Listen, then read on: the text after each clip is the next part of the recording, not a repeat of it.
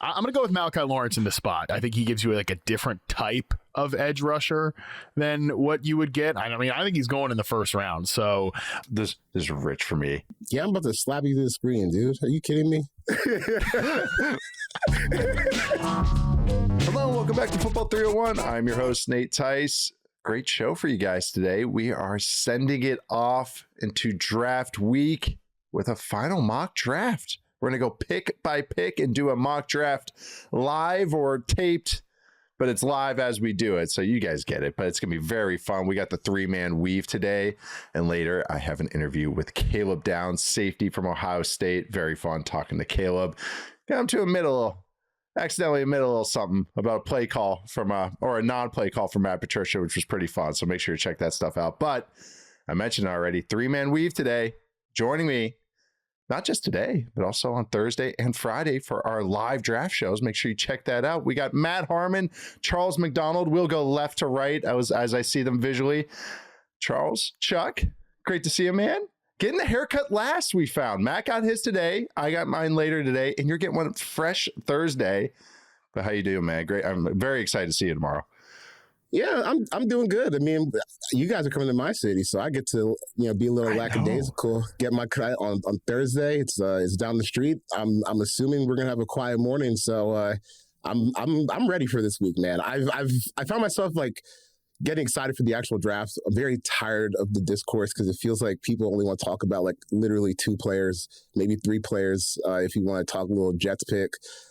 So the fact that we get to sit down and see where these guys are going, get some confirmed landing spots, some good takes. So I'm excited to kind of, actually get official this week because, people do not like talking about this draft class. It doesn't have the big sexy quarterbacks, the big time wide receiver names. So we're just Ty Simpson versus Fernando Mendoza, even though Mendoza's been the first pick since like November, probably, so yeah good times. Then.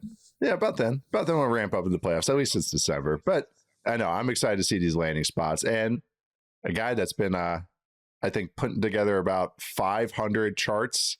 Saw another couple more sprouting out there, but I'm sure he's excited to get some landing spots too for these guys. Matt Harmon, how you doing today, Matt?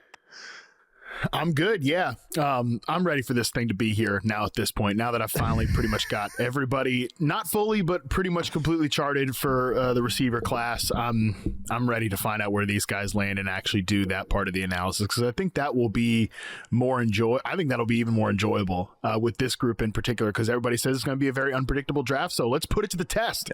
Let's see it on Thursday and Friday.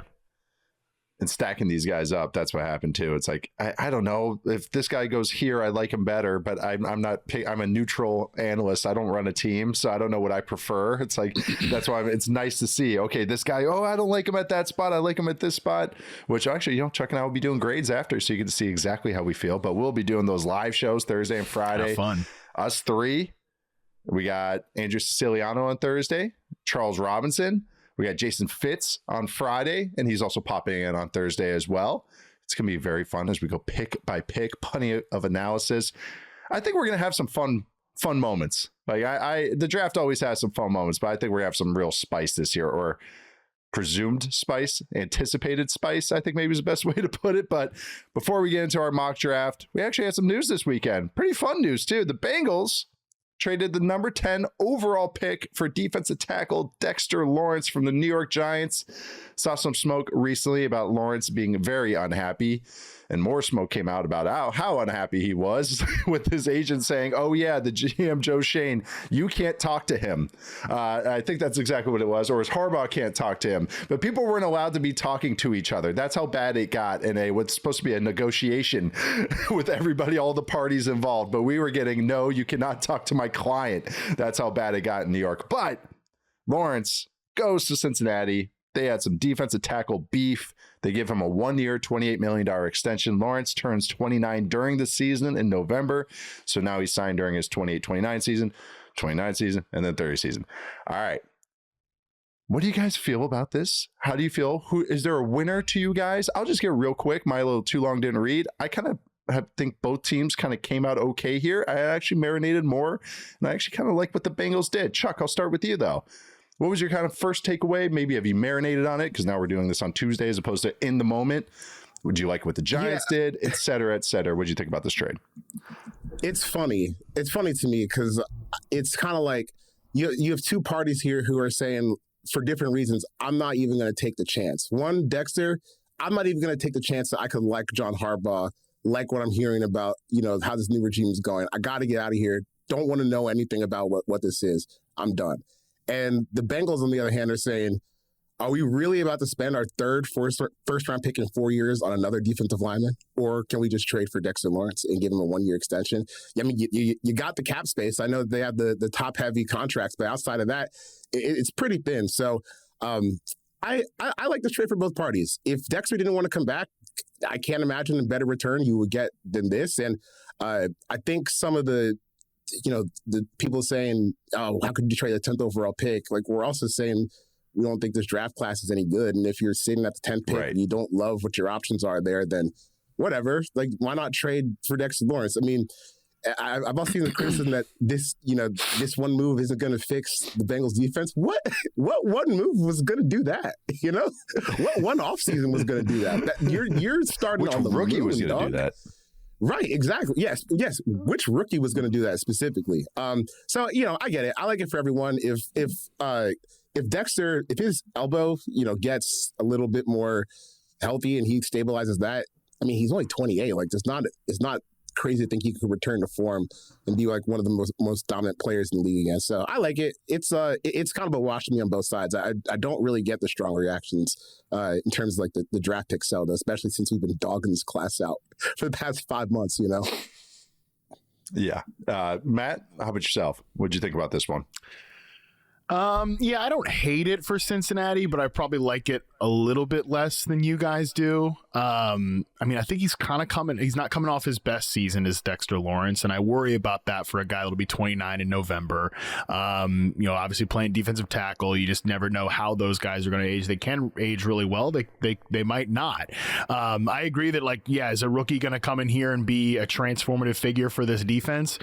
Again, probably not, but is Dexter Lawrence, again, maybe on the back nine of it, certainly probably on the back nine of his career. Is he going to be enough to transform this defense to even an average unit? I'm a little skeptical about that. Like, even if we agree that this is not the strongest draft class in the top, I think there's still at least 10 guys worth taking in the first round. And if I was Cincinnati, I mean, this is obviously total hindsight analysis. I have no idea if you could have even pulled this off, but like, could you have waited till Thursday night to make this trade? Like, actually kind of see how the board is falling and then maybe flip the 10th overall pick for Dexter Lawrence? I don't know about that, but still, to me, I think it's a little risky. If he doesn't have a good season this year, like, you immediately are looking back like, oh, we could have had a top 10 cost controlled potential superstar defensive player on the come up. And instead, like, we got a guy that is coming off 2 down seasons in a row, about to hit 30 in the next calendar year. I think there's a little bit more. There's definitely a lot of risk, I think, to this move.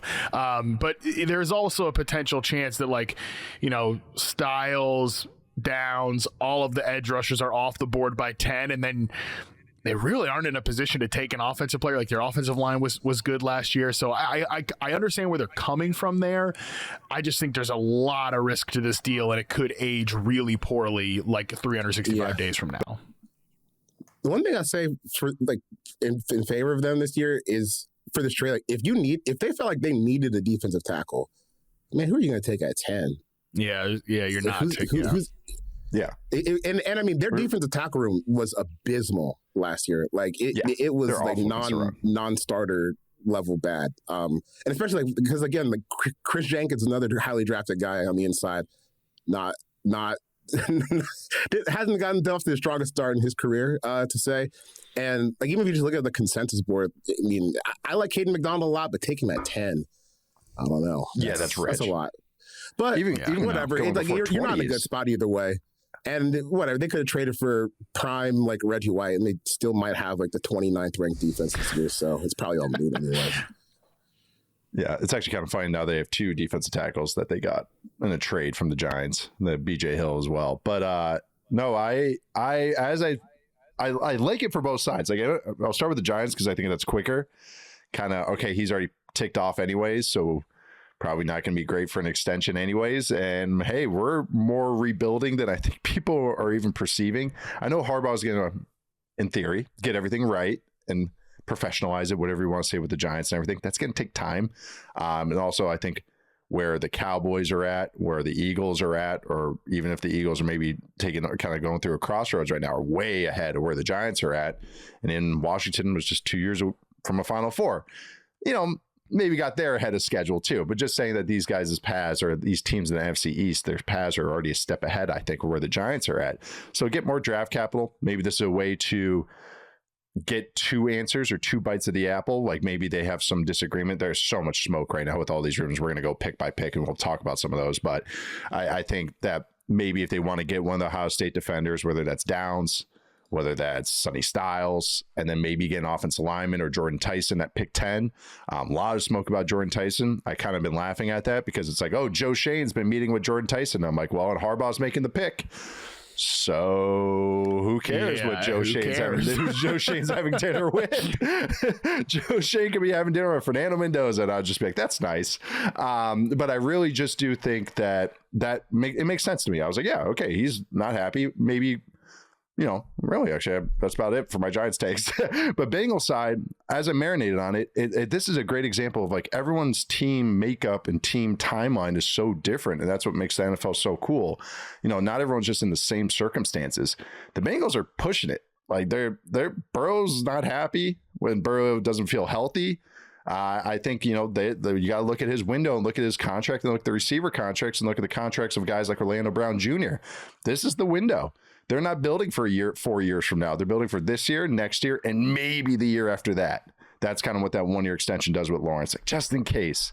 And look at the AFC, pretty wide open. So as I've kind of sat on this, so maybe I'm glad I'm doing this on Tuesday as opposed to maybe in the heat of the moment. I'm like, I actually makes more sense for me with the Bengals as opposed to being like, oh my God, you didn't get a pick back, you're giving up pick 10. I'm like, yeah, could a DB do something at pick 10? Maybe I actually like their DBs. Like there's no defensive tackle there. Are you going to go with Keldrick Falk? Another, like if you want to stop the run, if you want to go with a defensive lineman that stops the run, are you going with Falk, who that would be rich there for them, for a team that just took Shamar Stewart and got nothing out of him? That's a little, dicey, even though I do like Falk better. That's just, it makes more sense to me for the Bengals. And I do think with where their offense is, I like where their offensive line is. Chase Brown's a fine enough running back. I like their receivers. Burrow is Burrow. All systems go. But if the defense just has to get to average. It was god awful the first half of last year, and then it just became kind of awful in the second half, like 22nd, 24th. You look at ratings. All right, this is a little different flavor than Trey Hendrickson, who could get after the passer, but was a negative against the run. Lawrence at least can give you something in theory. Maybe he's motivated. That'll help. There's still plenty of strong moments last year. He just kind of like, I get some of like kind of your hesitation, I would say, Matt. So like I'm not waving that away, especially for a big guy. Like big guys are always, hey, what's his work habits like? And I don't know good or bad with Dexter Lawrence, but you never know. Guys that get big, stay big. Guys that are hard to keep on weight, they lose weight, as opposed to when they're motivated or not. So I think this is kind of a win-win, and actually more of a win for the Bengals as I've kind of sat on it and as we were talking about it here on Tuesday. But let's get to the main event outside of that number 10 pick, which I guess is kind of a nice little appetizer. It's mock draft time. We're going to do this. We're going to alternate picks. We did not make our picks before the show. We'll talk through these, hopefully in a nice, timely manner. We're skewing to what we would do over what we would think will happen, but you can go that way as well if you kind of just want to defer that and make it fun and talk about what that's the kind of the rumor is, and we can go from there. Matt, you're going to start with the number 1 pick, then Chuck will go second, and I will go third, and we'll just go round and round we go through 32 picks. So let's start with you, Matt. Number 1 pick, Las Vegas Raiders. Got a lot to think about. Do you need all 8 minutes to decide this one? But well, I don't know. That's a terrible impression of the bell. That was great. No, Matt, close, number 1 pick. It was Let's start us off, Matt. What if this was the moment I actually, because again, this is what we would do, right? We're skewing it towards what we would do mock draft. What if this was the moment I actually like revealed myself to be in the Orlovsky camp as a Ty Simpson guy, and I just wrecked the whole thing right now? No, I'm not. I'm not. Yeah, we're taking Fernando Mendoza first overall here for the Las Vegas Raiders. It's been the pick, like Chuck said, since November or so. So yeah, I don't really think there's a ton to add here. I'm definitely fascinated to see how they juggle, like when he starts. When does Kirk Cousins get in there? You know, how can he transition to Clint Kubiak's offense from what they did in Indiana? But it's a no-brainer pick first overall. He's a really, really good quarterback prospect. Yeah, I wrote 4,000 words on Mendoza very recently. So if you want my takes, go check out that article because there's clips and all that. But I like this fit. I like where the Raiders are doing with the center and Linderbaum. I like Cousins being able to be, and Cousins knowing that he's the stopgap quarterback, as opposed to going, what the heck? You're taking a guy right after you signed me, and tampered as we hunt for houses before free agency opened. But no, I do like kind of the timeline that I think the Raiders think they're on, and also what Mendoza can be. So I'm really excited. I think he's a great fit for Kubiak, and man, I'm excited to see the Raiders just be kind of professional again, and I think that Mendoza can really go a long way. And I don't know, I like that. It's like, okay, a team that we've all waved away. I mean, we've been on doing this pod 2 years together, all of us. Raiders haven't really grabbed a lot of conversation points for us. Like, I feel like we did the AFC West preview and then we didn't talk about them again for months because it was just like, I'm trying to find reasons to, but you guys stink. So it'd be nice to get them back in the fold. I really mean that. It's nice when a lot more teams are available to talk about with a quarterback that's fun to talk about as well. But Chuck, pick number 2. Kind of seems like this is coming down to 2 guys, reportedly. Can I throw out one last Mendoza take before we move on? Oh, go for it. I look, and let me preface this by saying most of my draft consumption has been either here, which is a smaller community, or like watching ESPN, which is a big community. And I think Mendoza's like underrated, kind of. He is. Like based on who he's being compared to.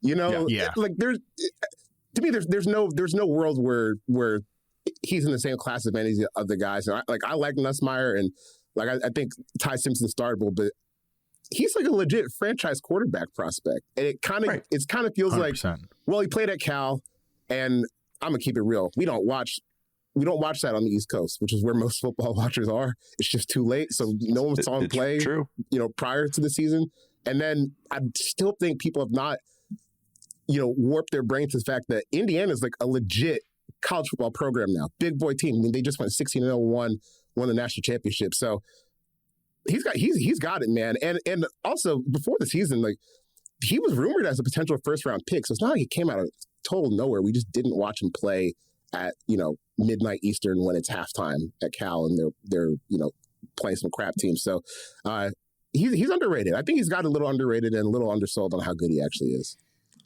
That was my write-up. That's why I love doing those deep dives, because afterwards I really feel like I got a good grasp. But after I did it, I'm like, man, I really liked you. I mean, he was my QB1 going into the season, and I might have been underrating you, kind of going like, oh, he's not the deep blue prospect, blue chip prospect, but it's like, no, he's a top 10 pick. He's a top 10 pick in any draft class. It's not like he's better than Jared Goff, who are number 1. Like I like Mendoza's film better than that when Goff was coming out, and I can legit say that because I watched Goff, also at Cal and everything. But Chuck, it just comes back to we'll get to your pick, but remember when they played Alabama in the playoff, and even though Indiana was 7.5 or 8.5 point favorites, people were talking wild about what Alabama was going to do to Indiana. And you and I, me, you, and Richard Johnson, who covers college football for CBS and does a bunch of great stuff. But we were like, I don't think anyone's been watching Indiana and they just Alabama dominated that game. And everyone just kept going, oh, Alabama, SEC speed. They haven't played SEC speed. They just played Ohio State with 4 first-round defenders. they just beat them in a neutral site. Yeah, and Mendoza was a big part of it. So I just remember that game, and I was like, yeah, people just still aren't respecting them, even though they just ran the table. But this is what you're going to do with the Jets. It's down to really, it seems like David Bailey from Texas Tech or Orville Reese from Ohio State, one of those defenders. How are you leaning on this? And also, what are you going to do for the Jets, I guess? Roger Goodell will get pissed at me because, like, 9:58 left on the clock, Orville Reese is already a Jet. Like, there's no point. Like, to me, there's no really discussion here, because when you're at a spot where it felt like they were losing by 30 points every single week for the past like 2 months, for the final like 2 months of the season. And I know like they traded guys and they were resetting, but when you're just that far away, I think you just need to take the best player possible. And he can feasibly play 2 spots at a high level. When I wrote my Ohio State article a couple weeks ago, I kind of fell down the rabbit hole. I watched like 9 games of their defense, and like his like ability as an off-ball linebacker is absolutely bonkers too. Like it's not just like being able to play on the edge and make tackles in space and you know be an effective player moving forward. But when he's just playing true linebacker, it's insane. Like I kept looking at that defense, like how the hell? It's not like Sonny Styles or Reese or Caleb Downs or Caden McDonald overrated. Like how the hell do you guys not win a single game in the playoffs? And you know, maybe we'll probably get to that closer in the 2028 draft potentially. But I just think he's an incredible player. I can't really see a way that he would like outright fail. Maybe like I think his floor is like still like a startable like off-ball linebacker. But man, just he does so many things well. And I think like I said, when you're the Jets, your roster is that bad. Why not take someone that can play multiple spots at a high level that has a really, really high floor? So I'm going to Reese to the Jets. I like it. I would do the same thing. Matt, do you have any thoughts on that? Bailey, Reese, or just even where the Jets are at?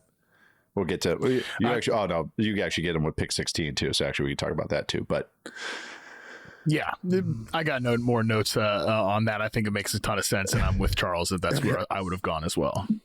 I would too. Okay, then I got one more retake. I have one more retake.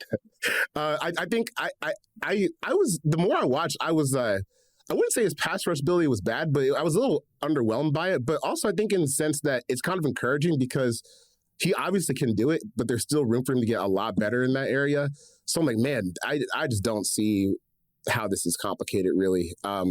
Just take him, put him somewhere, and then start adding pieces to the offense because the defense has quietly gotten a lot of love this year. And if they get Reese, I think there's room for it to at least look like an NFL defense. I won't say good, but maybe just resemble something like an NFL defense this year.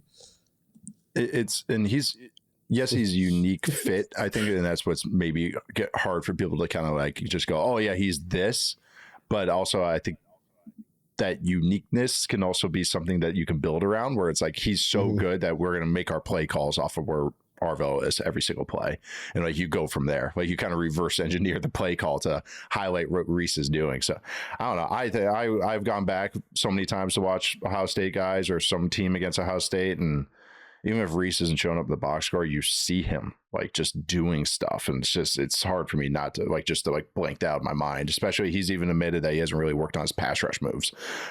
He just knows how to use his hands. Like, I think that's the best way I could put it. Like, he just knows how to use them and you can tell it's still raw though. But he naturally happens to be a freak athlete, just a pop and can knock guys back. But I'm going with I got the next pick, which is the Cardinals, which apparently is a Jeremiah Love spot. Which is hard. I'm not going to do that because this is what we'll do. I really would want to trade back, but I don't think we're going to do trades. I would do it with the Chiefs. I've been sitting here trying to figure out how I would do this in my head and who I would take for the Chiefs. Because if Reese was there, I think that would be the move. But I'm going to stand pat with the Cardinals, and this is what I would do. So even though Francis Malinois has some versatility at right tackle and potentially guard, how about that back injury that just gets waved away in reporting right now recently? That's something that's getting a little scary, as Charles can attest to. I'm going to go with Mondo Freeland. Don't worry about that. Don't look at that over there. Don't worry about. They just said, oh yeah, what was it? It was like one executive says they're worried that he's going to need surgery and miss his entire rookie year, but the NFL is not too worried about long-term ramifications of the injury. This is from Adam Schefter. What are you talking about, dude? What? Also, Chuck, you have experience with this. Yeah, he's got the same like herniated disc, like lower back that I have. I got 2 of them. I don't know how many he has, but I read a report yesterday, and it said he's asymptomatic in terms of lower back issues. I'm like, what are you talking about? Like he's a 6'5", 340-pound offensive lineman. And then, okay, let me get the second half of this. Then I just typed in on Blue Sky, Francis Mayoga, or I don't know how to pronounce his last name still. And then I just typed in back. And then 12 days ago, Ian Rappaport posted that his back was hurting him last season. So he's not asymptomatic. It just meant he wasn't hurting at the very second that you asked him. Trust me. Like, you can feel good one day, like you've never heard anything before, and then tomorrow I'm picking up, crumbs off the floor, and I can't walk for 2 weeks. So, he's a lot stronger than I am, though, so it's fine. Like, I'm sure, like, if he does have to play this year, he'll be able to grit through that. But to say that it's not a big deal and he's asymptomatic, man, he's 340 pounds. It's a huge deal. It's a huge deal. Someone asked me on Twitter, they're like, what do you think? How do you weigh this? I go, well, it's not good. That's just how I'll leave it. Like, like you have to take in every factor. That back injury is not great for an offensive tackle. But I went with Freeling from Georgia. My OT won, my O lineman won. I get that he plays on the left side. I know Paris Johnson Jr. is on the left side, who is a good player. And I really has star potential. Even I think he just got caught in the Cardinals muck last year. Same offensive line coach. But Freeling, gotta get another talented, freaky tackle out there. I think he's athletic enough to go to the right side. Hey, let him take his lumps if it's going to, he still has some development, still younger and all that. And he's never played on the right side, but he's athletic enough to do it and strong enough to do it. He's a good run blocker. So even if you're like that in the traditional sense, I'm just going with the top offensive lineman here. And I think Styles, I was looking at maybe a little bit squinting here. I'm not looking at Jeremiah Love if I were the Cardinals, but Styles a little bit, but they've added a lot to their front seven recently. So I'm going to go with try and build up that offense. I think LaFleur wants some beef out there. Do you guys have any Cardinals thoughts, or Matt, do you want to take pick number 4 with another crossroads team, the Titans? Yeah, I mean, I'll take number 4 here, and I'm going to go with Sonny Styles. I think David Bailey makes a lot of sense if you're looking for like an edge rush presence here.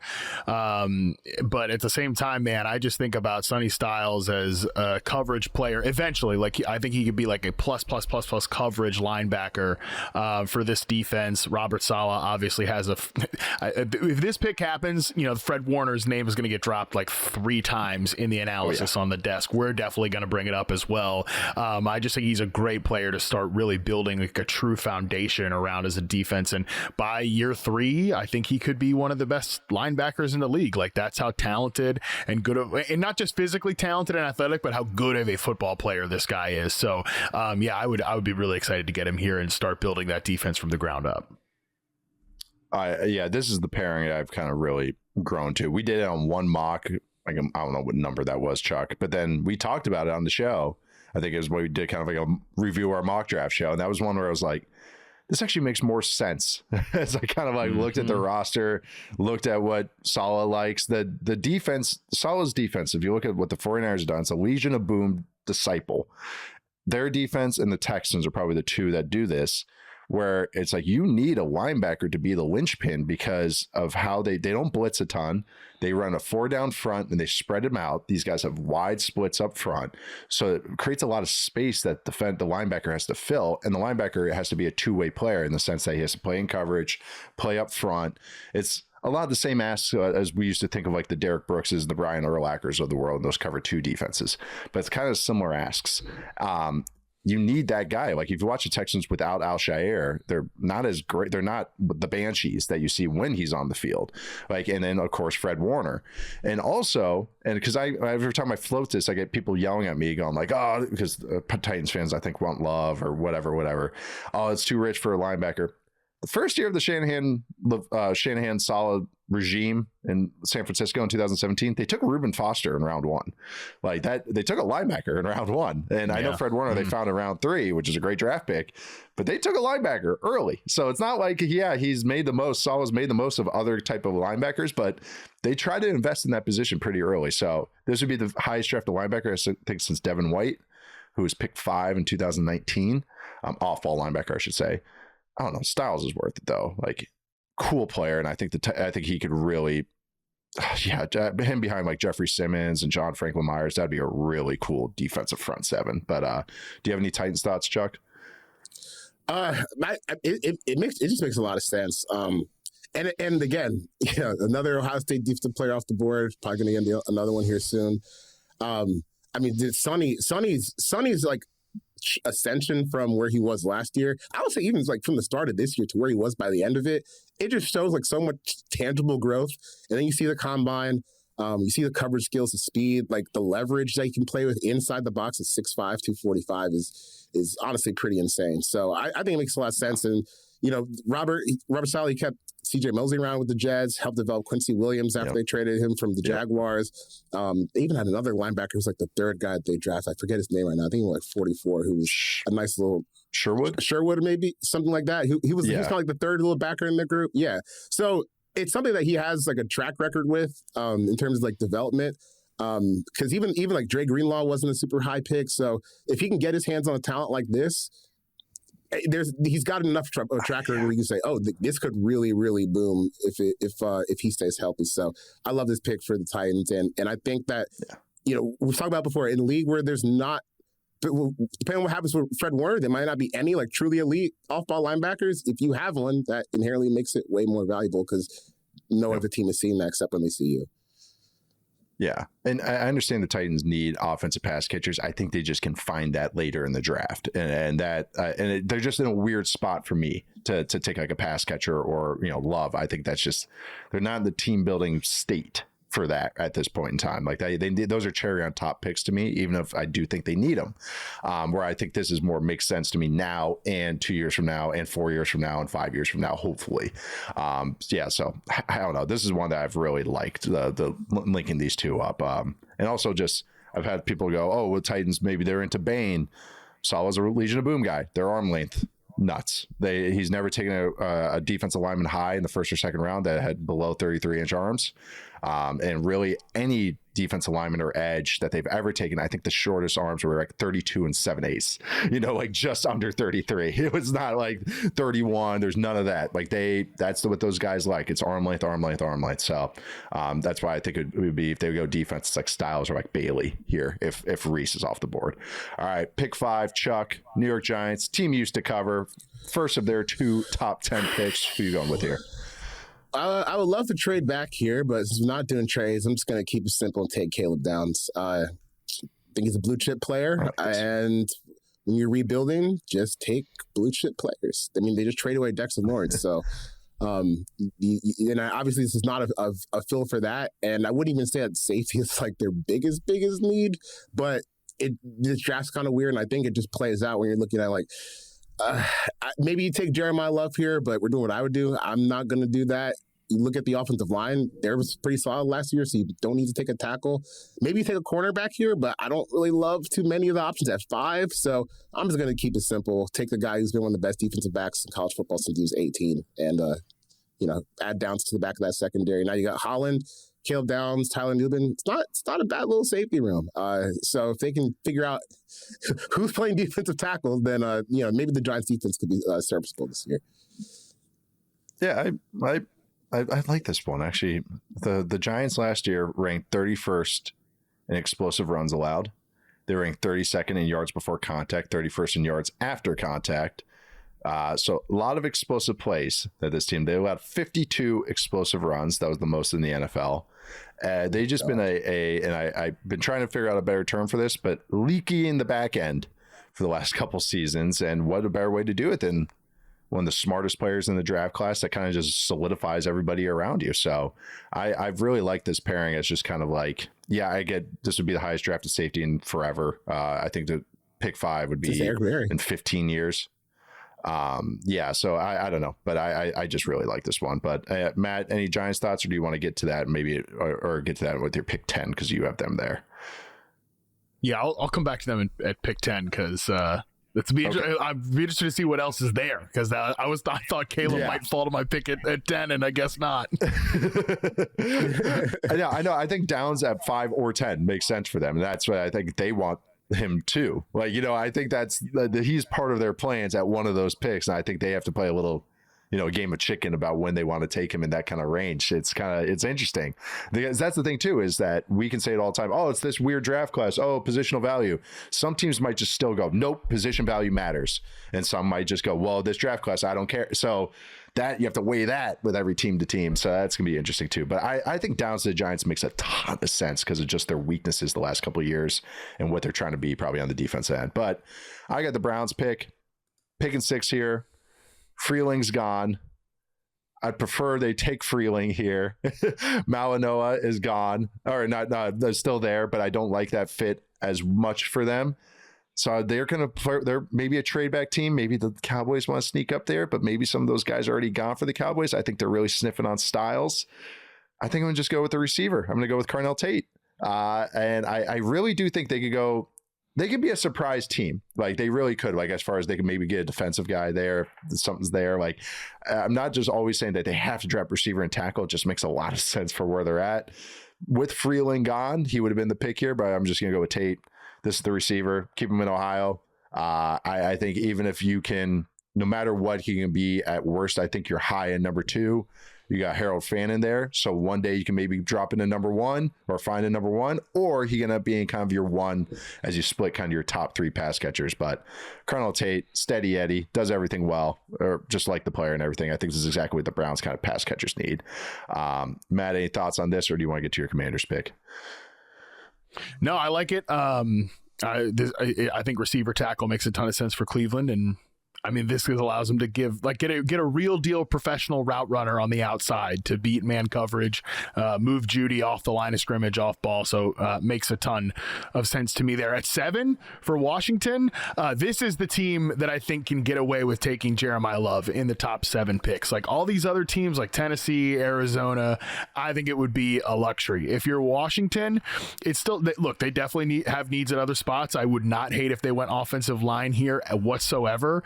But this is a team that was in the NFC Championship just a year ago. They were ahead of schedule then. They obviously fell, I think, further back to the pack than they probably should have been last year. I think they can view themselves as a possible playoff team this year. It's a good offensive ecosystem. I'm excited to see what they look like as more of like an under center play action type attack. And I would like to see them get a real back to weaponize that, not kind of the maybe, and I'm saying maybe, acceptable committee that they have right now. So it's, like I said, a little bit of a luxury to take a running back at the 7th overall pick, but I think this team can get away with it, and it wouldn't be a wasted rookie season for Jeremiah Love here. Like this is an offense that with Jaden Daniels, when he's healthy, is ready to go. You drop Jeremiah Love in here, and I think this running game could just be absolutely sick this season.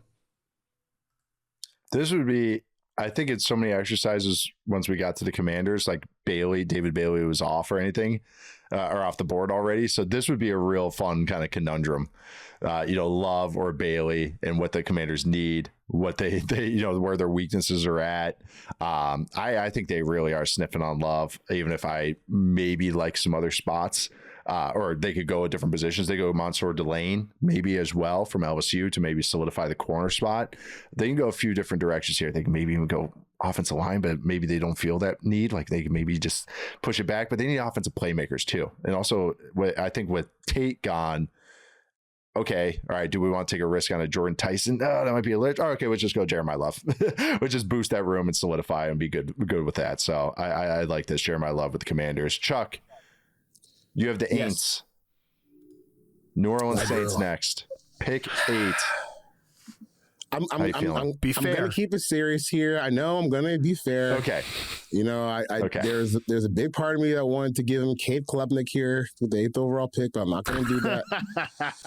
I'm gonna take like 2 seconds to just run to get David Bailey. I know he's not like the kind of guy type edge player that they usually favor, but they just need some they need some juice, man, off the edge. Because they got the big guys that can play the run and match the offensive tackles, but they were bottom 10 in pressure rate last year. And even though they have some talented guys up front, they still don't have kind of like that, got to have it in a situation pass rushers. So I think David Bailey can become that.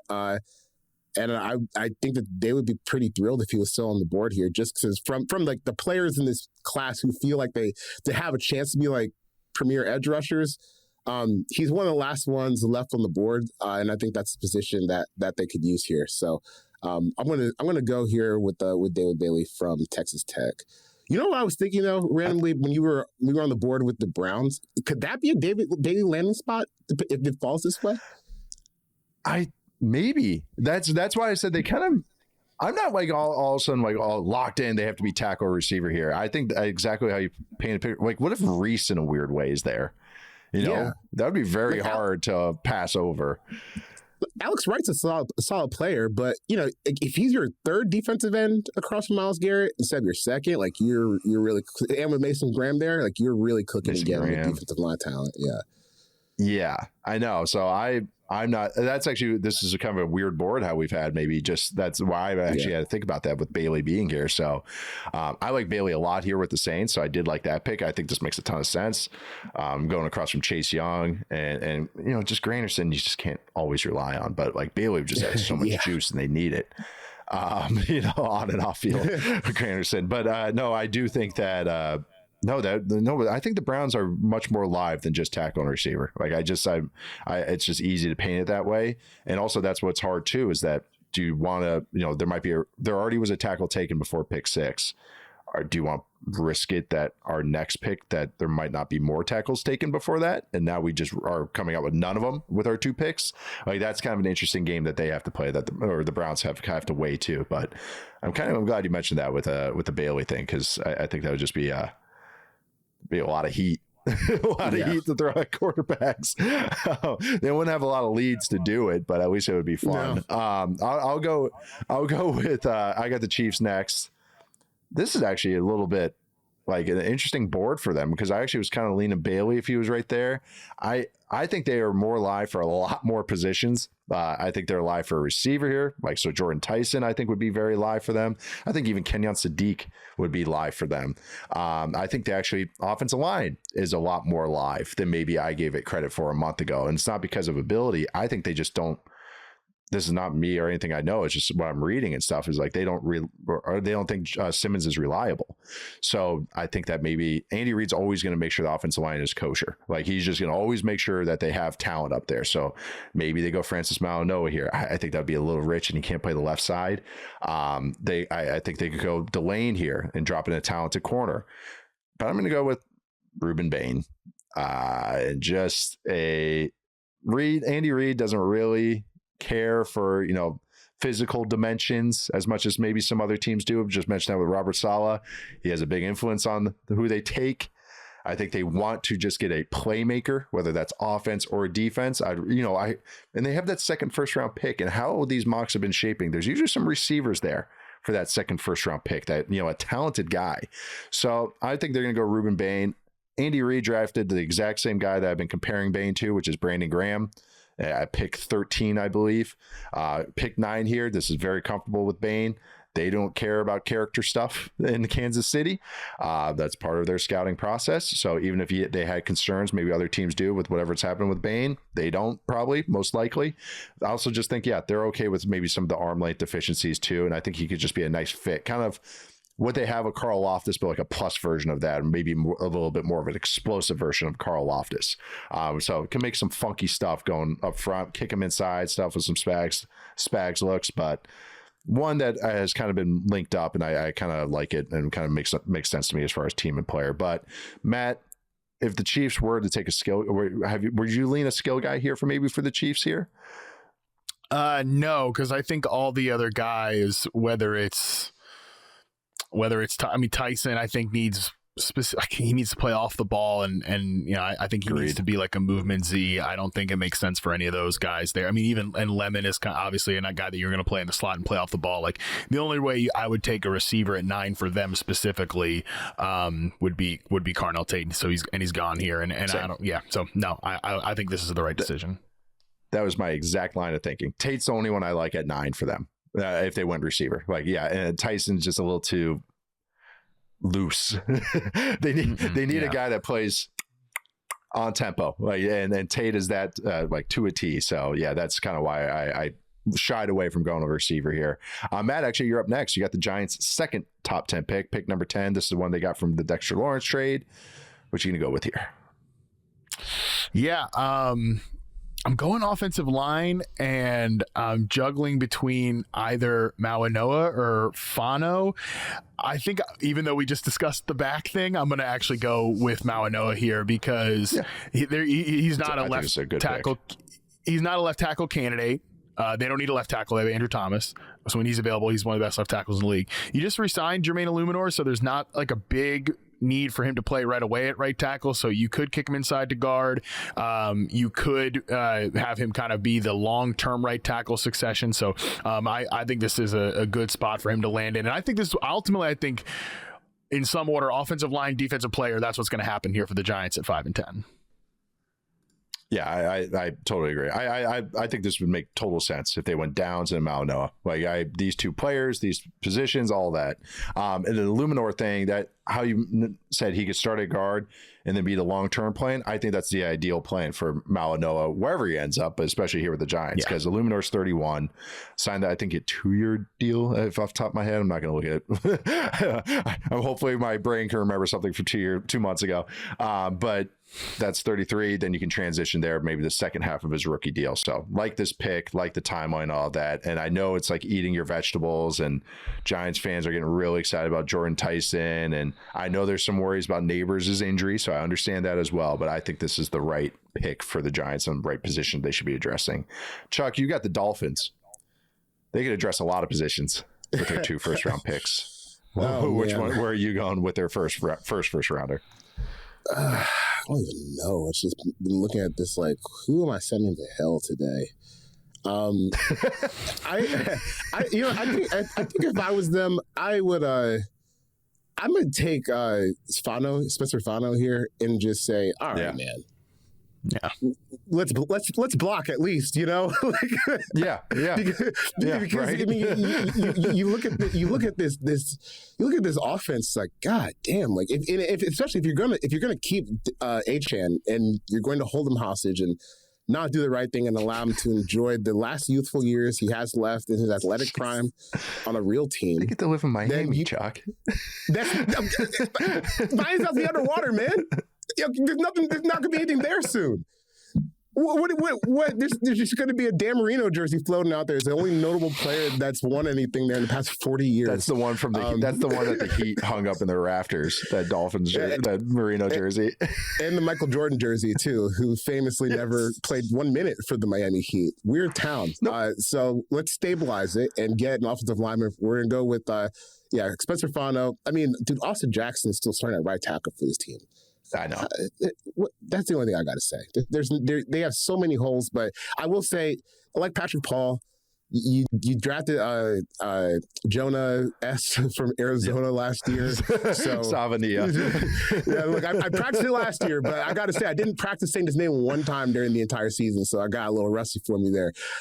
But you kind of at least have like 3 guys you maybe feel good about like developing into plus starters on the offensive line, which is more than you can say for just about any other position group on the entire team right now. So let's just get an offensive line and then see what happens at pick 29. They could choose their adventure and how they want to do this rebuild. If they went lineman with their first pick, I'd be like, I like this regime. And I know that's not fair, but I'll be like, you guys are doing this right. But if they go receiver with their first pick at 11, which they do need, do not get me wrong. We'll talk about absolutely. Their second first rounder. I everything you just painted there, Chuck, I totally agree with. Patrick Paul has Pro Bowl potential. He really does. Savania really got better in the second half of last year. He's a young player as well. Aaron Brewer was an all-pro caliber center, still youngish. You get Fano, who has, I would say, 4 position versatility. I don't think he played at the left side. Guess what? You got Patrick Paul. So, and he could be right guard or right tackle. He's got great movement ability. I really like this pick. I think this is a great landing spot for like a great team fit, a great player fit for what they need to. So actually, not what I've really done. We've really done in a mock. It just came. I was thinking about damn. I was like, they need multiple offensive linemen. He can play multiple spots. Let's not think about this too hard. Best 5 enabler, and that's what this team needs. They're building from scratch. I mean, they really are. So at least give Willis a chance so you can assess them. Oh shoot, I picked 12, and I have the Cowboys. Oh, I know what I'm going with. Keldrick Falk. Easy. Auburn, edge. I think they like him, and I actually like it for this pairing here, especially if they're not going to move up, and especially if Sonny Styles is gone. Thought about Mansour Delane. Yeah, you got to keep scrolling down, Stone. I know I'm higher on Falk than PFF is, but I do think that with Falk is that he's a great scheme fit for the new defense that they're running with the Cowboys. I really do think that with Christian Parker, and he's getting a lot of say. It seems like reportedly. I think that he can kick inside if they need that. He can be that DN on base fronts, and then kick inside. Would you even like him a little better inside? I know, Chuck. Those defensive fronts are kind of hybrid fronts. Like you have to do some gap and a half stuff. You can shoot gaps. He does both, I think, well. I think his versatility would be like this would be a great spot for him. I also think they're trying to get better against the run. He's a plus run defender, I think, as soon as he steps onto a football field or NFL football field. So, I mean, you're looking at Odo Ogabo, oh no, we're just really butchering names. Otito Ogabania from the Chargers. That's not his game. Falk is such a better player than that, and a different flavor than what they had up front up there. So, yep, Falk, Cowboys, even if I do think that they're looking to be aggressive moving up in the draft, defense is pretty easy fit for them, which is, Matt, let's go with the Rams. I actually am really glad you got the Rams. You can go a few spots here. Where are you going to go with the Los Angeles Rams with pick 13? Listen, I've been saying this. I've been wish casting this pick for a long time, and if I'm going to land them here in 13, and this is what we would do, Mock, we're turning the pick for Casey Concepcion at pick 13 here because Makai Lemon might actually happen. This might be the pick that takes place because this is their type of receiver, and I think they do have some justifiable reasons to be worried about the guy in the same arc type of player that he is, who currently plays for their team. But I mean, KC gives them a totally different dimension. He gives them speed. He gives them verticality, ability to beat press man on the outside, so he can be the long-term replacement for Devontae Adams as the perimeter receiver in the offense. And I mean, he's a perfect fit. He does everything that they would want to do from a pre-snap deployment perspective. I think he would bring a different dimension to an offense that's already awesome. So yeah, this is my guy this year in the receiver class. And if this is what we're doing, he's my wide receiver too. So if this is what we're doing, this is the pick I would make for a team that looks like they're pretty wide out heavy this offseason for very, very good reason. I really like this. I was so glad that you had the Rams pick because I think we even said this a few weeks ago. I have been looking maybe offensive line for them. That's something that's in the back of my mind. You look at their contracts, Rob Havenstein retiring, even though I think McClendon's good. I maybe go there, but I also think they're tempted. They're like, we got a top 15 pick. We might not even have to move up for a guy, and we can finally get like a splashy playmaker. No more Tutu Atwells. No more, more guys that we're trying to make happen. Mumfield. Actually, they got some cool backup guys, but I really like Concepcion. Him and Tyson, I had next to each other. I ended up giving Concepcion the bump. I ended my blurb on him with he's what Kadarius Toney was supposed to be. That's how I kind of described Casey Concepcion. He was kind of what people had in their mind because that twitchiness. It's just that bend and twitchiness. Yeah, he can actually run routes. And he just played with such a god awful quarterback that it was just like I'm very excited to see him getting a little bit more steady production, steady targets. Chuck, what are your thoughts on Concepcion? I haven't really picked your brain on him at all. I think he's fun. And that's kind of how I describe wide receivers. Yeah. He's fun. He's fast. He's explosive with the ball in his hands. I think in this offense, it makes a whole lot of sense. It's a good fit. Good fit. It's a clean fit. And, I've seen Concepcion at the bottom of first rounds. I feel like he could, he's one of those guys where it's like, if he went 11 or like 40, I would get it.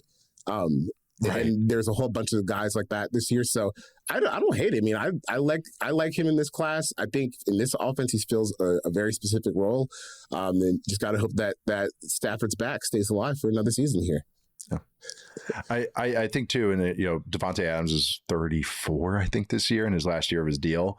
That also it's the perfect kind of like he can be a supplemental player this year or a complimentary player this year, Concepcion, and then be the guy from that. And he's different. He's not samey to Puka Nacua at all. He's a yak guy. He just brings a different flavor while having enough size that McVay would like. So I think that too. I think just being a little different flavor from what they have right now is kind of a cool kind of concept. I think I'm kind of wish casting this a little bit too, Matt. Ever since you kind of put it in my head, I'm like, yeah, that would be really fun. Imagine some dig route to Concepcion and him taking it to the house. Like if he catches it, but if he catches it, then it'll be great. It takes it to the house. Chuck, you got the Ravens next, pick 14. And actually, Fondo has been one of those guys who kind of maybe have gone to the Ravens a couple times. Where are we going to go with him here? Yeah, so we're doing, again, this is what I would do here. If the board fell like this, I don't know if I've seen this pick anywhere. But I would take Jermod McCoy here, the cornerback from Tennessee at 14. You look at the Ravens cornerback room. Marlon Humphrey's in the last year of his deal. He's a guy that, man, he's been a good player, but you could see that aging pretty poorly. His style of play. And then when you start looking outside of that, you got Nate Wiggins, who's going to be started there. Then it's like Chidobe Awuzie, and the depth falls apart pretty quickly. And I think in this situation, like, this would probably be like a really good landing spot for McCoy because didn't play last year with the ACL. When you watch him the year before, I mean, dude, the talent is just it's outrageous. Yeah. I mean, he's just pure physical gifts. He's probably one of the most talented players in the draft, but he would get to at least come in and just kind of get acclimated on a defense that might not need him like right this second. And I think the Ravens kind of need to be realistic with themselves. I know Lamar Jackson is obviously going to be gunning for a Super Bowl every year, but I don't think like resetting with the prospect like this is such a bad idea, especially when you look on the back end and say, okay, well, now we could have Nate Wiggins and McCoy, and like, all right, for a year we could have McCoy, Humphrey, and Nate Wiggins out there with Starks and Kyle Hamilton at safety. Like, that's a good way to kind of keep your cornerback room or your whole defense, I guess, healthy, especially now that Nnamdi Madubuike announced he's going to try to come back today. Yeah. Going to get Travis Jones back. So like they're if they can stay healthy, there's still room for good defense. But I think when you look in the long term, could still use another cornerback. And I think McCoy at this point, like, there's just so much upside there. And I think just going to a room where you have Justin Minter, you have the veteran players like Awuzie and Humphrey, it could be a good fit for him. Yeah, it's the talents. He's so talented. I think this is exactly where I had him on my board. I think I'm at 15 or so. And it's just because if he was healthy, he's a top 5, top 6 guy. I even talked about that with Dane Brugler. I think we both agreed he'd be like a top 6 guy if he played a whole healthy year, yada, yada. But now it's stuff coming out. Oh, it's worse than Will Johnson last year, his injury. And it's like, what happened with this injury? He had some other stuff kind of crop up. So I'm pretty good last year. Had some good moments last year. I'm just really curious where he ends up. Like, it's because I don't know what smoke is real kind of thing. Because the talent he's so talented. Could easily be the best corner of this class. So that's a good point with the Ravens. Their outside corner depth isn't great. They could go offensive line here. Like Vega Ione was another guy I considered too. They could go receiver here. Could be a sneaky receiver team, and they could go Kenyon Sadiq here at tight end. Like they have more spots to address than maybe I sometimes sometimes assume maybe when we're talking about them. Yeah, it's a bit of a reset over there. I know it was feeling like Tuscaloosa over there back before the Bills stole the show. A week later by firing Sean McDermott, but that was a pretty frenzied situation after they fired Harbaugh for a week. So I think they kind of just got to take a deep breath and realize it might take another offseason for us to get back to be like the dominant team we want. But if the defense is good, you got Lamar Jackson, you always got a chance. So maybe we just go with that. All right, I got the Bucks next, pick 15. Bucks next, pick 15. I'm sorry. And man, they've been pretty hard to mock. They could go a lot of different directions. I also think Jason Light kind of goes BPA a lot of the times. I think I had them trading back in our last mock, Chuck, with the Eagles, because I was like, oh, the Eagles want to get ahead of the tackle run, but we're not really doing trades right now. I'm going to go Mansour Delane here, and I actually think this is a very, very comfortable taking him here. I think he's a little bit better even than this, but man, this is actually a great scheme fit for him. They need defensive difference makers. Like, they could go anywhere on defense and it makes sense to me. Like a true pass rusher would make sense, but this isn't a great spot to get a pass rusher. Off-ball linebacker would make sense, but this might be a little rich for the CJ Allens of the world. I think very rich actually for the CJ Allens of the world and Anthony Hills of the world. I think that's more of a day 2 conundrum. They could just go receiver again and throw for a loop to get the Mike Evans replacement. They could go tight end Kenyon Sadiq and kind of splash the pass catchers with Cade Otton. But going with Delane, I do like some of their stuff in their defensive back room, but I do think that this would help. Now they don't have to be so blitz happy, and if they do be blitz happy, have somebody that can hold up there. I think Delane's perfect for a zone scheme like this, even especially one that tries to game up quarterbacks because I think he's such a smart player, can really kind of play high lows and stuff. So I actually like this one. I think they would be very happy if Delane fell to him at 15. All right, Matt, pick 16, the Jets' second first rounder from the Sauce Gardner trade. Who are you going with here? I've seen some receivers, maybe mocked here for them. They could go a lot of directions, and I'm curious where you're going to go. Yeah, they could go a lot of different directions. By the way, I think picking a receiver here would be stupid if you're the Jets. Agreed. Borderline stupid. Let me maybe be mildly diplomatic. Reckless. I think it'd be borderline stupid to take the. You've already got a guy in the first round that you took years ago that you've never been able to maximize because you're the Jets, and now you're gonna go ahead and double up on that after kind of getting a nice little freebie, not freebie, but like a throw in piece with A.D. Mitchell last year. You're not in a position where you're gonna make two wide receivers happy. So I think you continue to do what rebuilding teams should do, which is just make the trenches a real strength. We're turning the card in for Venga Ione here. They could use a guard. Their 2 tackle spots are in pretty good shape as long as you continue to develop here, but lost John Simpson to the Ravens this year. And if you want to take a receiver, and I don't disagree that their receiver depth chart beyond Garrett Wilson and sort of A.D. Mitchell is rough. It's a disaster, borderline. But you got pick 33, you got 2 picks in the second round. Go ahead, take a pick in the second round at receiver. I think you can't get a guard like Ione in the second round here. So just continue to make a strength that you've been theoretically building, continue to make that strength stronger. He's a guy who can play in multiple schemes, really strong, powerful, physical player. To me, just make a good pick in the trenches on this one. Love it. That's exactly what I would have done. Same player, same thought process. Now you got a full Penn State left side of your offensive line with Olu Fashanu. Harmon Membu was great last year. He looks like a future star. Like you mentioned, they lost Simpson. They lost Elijah Vera Tucker as well, which totally made sense because of injury stuff. But yep, this is what they should be doing. Defense is kind of a rework defense. You already kind of addressed that a little bit. So now you kind of splash both sides here for not only just Geno Smith, but your quarterback of the future. That's what those 3 first round picks are for next year. That's when you throw in the cherries on top. I think is next year's class or day 2 in this year's class is to maybe get some more pass catchers to supplementary guys, auxiliary guys. All right. Like the pick, Matt, we are going to take our first break and then we'll be back in a sec. Okay, it's time for NFL IQ Insights powered by Amazon Quick. From draft targets to trade scenarios, NFL IQ brings the 2026 NFL Draft to life with real-time data. The built-in AI assistant lets you ask who your team should pick, backed by next-gen stats. Visit NFL.com/IQ to try it out for yourself. But we asked NFL's IQ AI assistant for the 4 most glaring team needs in the NFC/NFC Central ahead of the draft next week. Let's break them down right now. We got the Vikings at safety, and they put this as critical. A critical team need is a safety.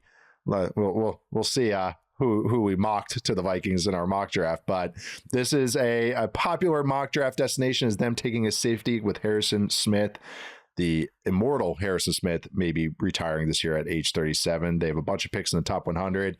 What do you think about the Vikings having a need at safety and also a pretty good safety class, especially in the round 1? Yeah, Dylan Thieneman's got to be a 90% in the mock draft simulators right now. Mendoza at 1 and Thieneman at the Vikings. Right. The most random first round pick, most certain. The first overall pick, extremely certain. Also, according to the internet, the 18th overall pick, extremely certain as well. I do think it makes sense. Obviously, it's a defense that puts a lot on those defensive backs, what Brian Flores wants these guys to do. So get somebody who's really talented and get them in the system now, right? Get them working, get them up to speed. I think it makes all the sense in the world to make that pick if it happens. But safety certainly got to be a high priority need for the Minnesota Vikings. But I think look at that roster. I kind of think they have a lot of not screaming needs, but subtle needs, even on the offensive side of the football too. But I do think safety is going to be a top priority for them. It's not like red light needs. It's orange, a lot of orange. You might want to address this soon. They don't all get the critical tag, but they are needs. Yeah. It's not emergency room. It's urgent care. Hey, we'll just go check that out. And then a couple doctor's appointments. You want to maybe get that looked at as well. But we'll stick in the NFC North and we go staying with the same position for our next one. Chicago Bears, also at safety, and also a similar discussion, I think, to the Vikings, where I think they need to help out with their spine. I think whether it's safety or defensive tackle, that's the other spot I like for the Vikings. Spoilers for our mock. But I think the Bears, too, could address defensive tackle. They can maybe go linebacker. They go safety. But that spine of the defense, I totally agree with NFL IQ here. They signed Kobe Bryant to a free agent deal, a deal I really liked, especially in Dennis Allen's defense. They're kind of in a nice little sweet spot, which NFL IQ agrees with here at pick 25, where Dylan Thieneman or Emmanuel McNeil-Warren from Toledo, who I actually like as maybe even a better scheme fit than Thieneman, but both I would like for the Bears at pick 25. But do you agree with this one as well, Matt, or any other positions maybe of need for the Bears that stand out to you? Yeah, I had their pick in our mock draft, and I thought about Emmanuel McNeil-Warren as a pair there, so that would make a lot of sense to me. I think it's definitely losing Kevin Byard obviously is a blow to the back end of the defense. Smart veteran. I think McNeil-Warren would bring a lot of tenacity to that position, but they also, like you said, they need help on the defensive line too. I think edge is a need as well after getting kind of mixed first result on a Dingbo in free agency last year. So yeah, I think there's a lot of areas that Chicago could, and offensive tackle too. Ozzie Trapillo, yes, late season injury. That's another area that they could go as well. Yep, I think that's pretty. I know the Bears kind of, in the weirdest way, I kind of got their needs more honed in than maybe a lot of other teams, because it's just like pretty easy to grasp my brain. Okay, spine of the defense, left tackle. Like, all right, we can go on from there. But they have ways to address it. I kind of like where they're sitting with their picks. They got that second rounder from DJ Moore trade. They're kind of sitting okay with what their team needs are at. Left tackle, of course, is a big one. All right, we'll go to Detroit Lions, sticking in the NFC North, 3 for 3 here. Sorry, Packers, you did not get in here, but they went with edge rusher, and this is something that we talk about in our mock draft, and also just Charles and I, every version of our mock drafts. It's like, which side of the trenches to address for the Lions? NFL IQ, they think, two glaring needs. They patched over with some band-aids at defensive line. Neither of them are permanent, but they've needed someone opposite Hutchinson as far as a long-term starter. They've had Al-Qaim Muhammad there, but someone maybe also to build around, maybe a little bit more burliness, kind of balance out Hutchinson's more finesse, pass rush heavy game. But also, I think O-line is very valid for them as well, with Decker moving on, Penei Sewell bumping over. They're still trying to figure out the interior. They have ways to address it, but I think offensive line is very valid for them as well. But anything to add there, Matt, with edge rusher, anything else for the Lions team needs? Desperately need an edge rusher. They've needed a Robin to Aiden Hutchinson's Batman for seasons now at this point. So yeah, this one makes all the sense in the world, and I think there's going to be a lot of options for them potentially in the first round. But the need, this is the tough part when you don't solve that position over the last couple of years, and then something that was a strength now, which was the offensive line, has now come up as another pretty significant, what I would call critical need here for the Detroit Lions. So you're going to be balancing those two pretty glaring trench needs in round one this year. Yeah, I know they're sitting in a nice little spot to maybe address them. The edge is interesting how they're going to go with that. They got pick 50 as well. All right, we'll go with the Bucks next. Tampa Bay Buccaneers, formerly of this division. They were in the NFC Central, but now in the NFC South. But we have edge rusher from NFL IQ as their biggest need. I agree with this. I think a guy that can win one-on-ones is something they've needed for a little bit now. Something that Todd Bowles' defense can't, scheme up. But they're in a weird spot because there's kind of a gap here for the edge class. I think a guy of the next group of edges, I'd be more comfortable about 10 picks later.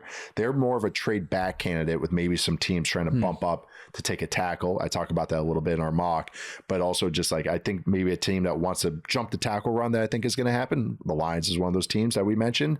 Maybe the Bucks is that sweet spot at pick 15 to jump that. So edge rusher though, totally agree with this. I think corner's another spot, but what do you think about the Bucks, who last year were like, oh, they're taking a linebacker, and they end up taking a receiver? That's what they can kind of do with their kind of BPA philosophy. Yeah, and it's obviously built them a pretty solid roster. I think this is a year to maybe just actually look at really what you need. And there's isn't the only need, but edge rusher has been a need, as you say, somebody to create pressure on their own, something beyond just the scheme. They've needed that for about 4 years now, and honestly, I'm tired of watching this defense. I'm tired. I have grown weary from the Bucs defense over the last few seasons. Like, it just, unless they can cook up something, it's just a defense that's easy to pick apart. There's a reason that Kirk Cousins, if you isolate his stats the last 2 seasons just against the Bucs, he's like the best quarterback in the NFL. And if you look at him against everybody else, there's a reason he's not playing for the Atlanta Falcons anymore. But many reasons, but that's one of them. So I just think it's time to actually create some chaos with guys who can do that on their own beyond just the blitzes, which are obviously, that's like Todd Bowles' specialty. But let's come on, let's get somebody who can really win on their own off the edge.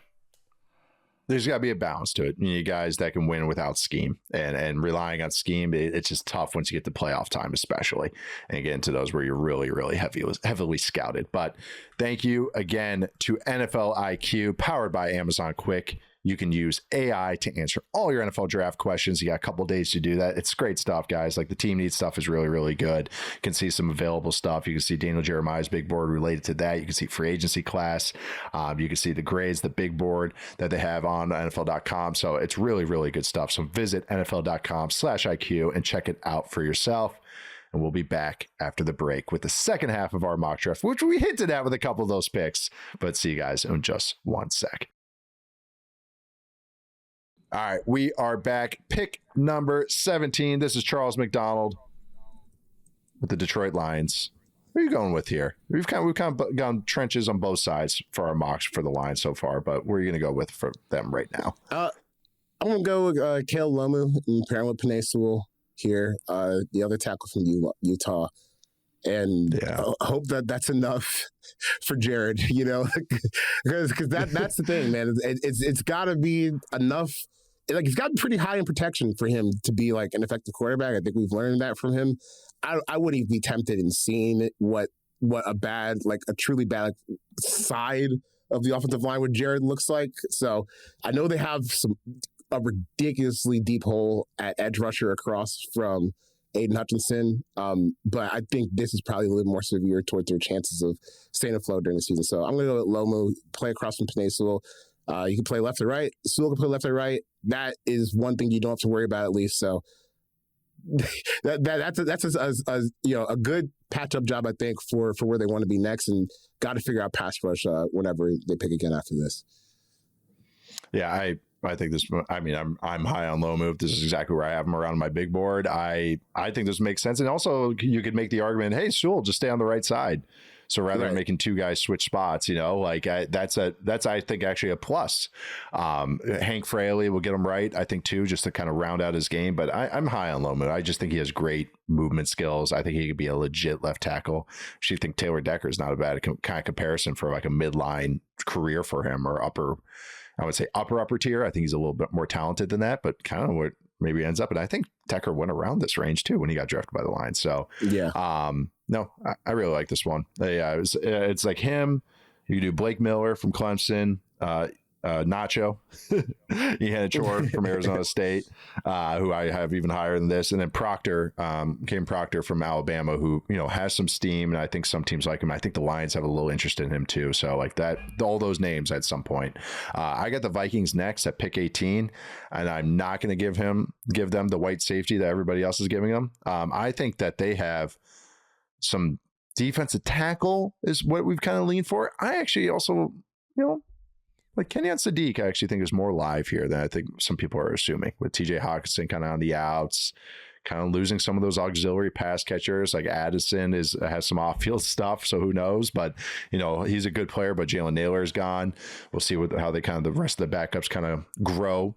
Sadiq would be interesting with Josh Oliver, But having said all that, going Caden McDonald from Ohio State, big plugging defensive tackle, who I'm actually glad I kept in my top 30. And I kept going like, man, I should have you higher. Man, I should have you higher. But an actual plugging defensive tackle and knows that can eat double teams, but it's also productive. So it gets in on a lot of plays, makes a lot of tackles, has some upside as a pass rusher too. As far as, I'm not going to say this guy's going to be Aaron Donald, but I don't think he can stay on the field all 4 downs.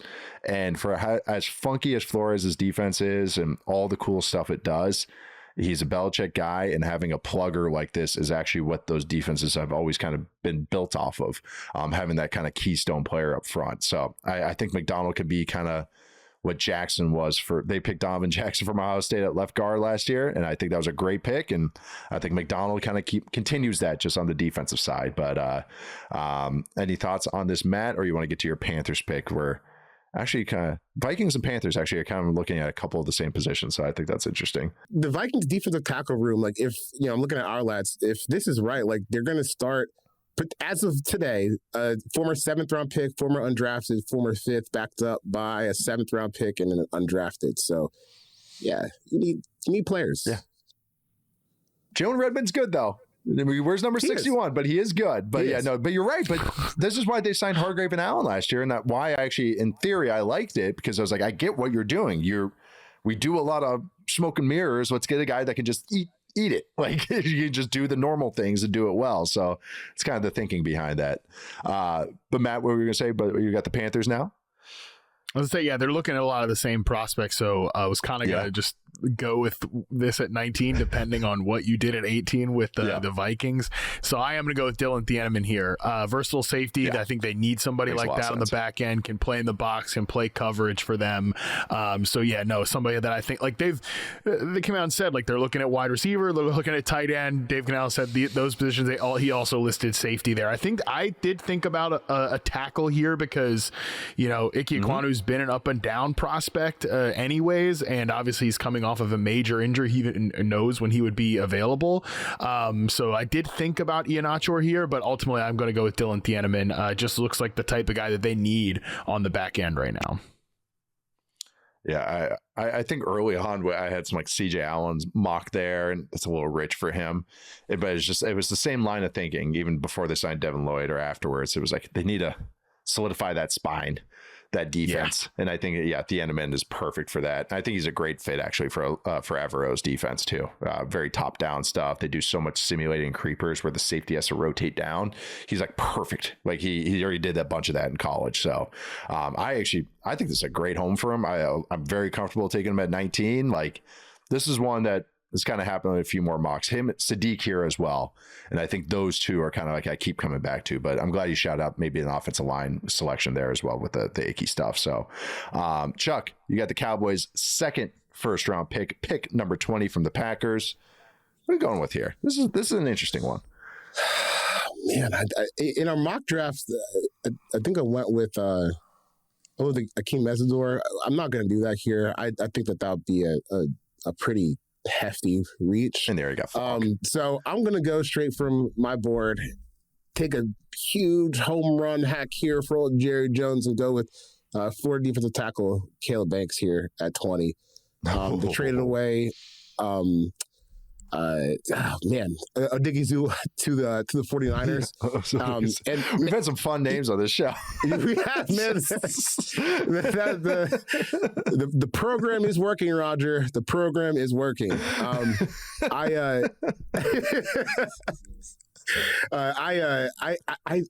I love his game. I mean, I think that this is maybe a better landing spot for him because you have Quentin Williams, you have Kenny Clark, two guys who have had a lot of production in this league, and something he doesn't have a whole lot of production of. Something he doesn't have a whole lot of is production. He only played in 3 games last year. But still, you look at the size, athleticism, smarts, like ability and technique in terms of like engaging blocks. He's just tops here. He just can't tackle.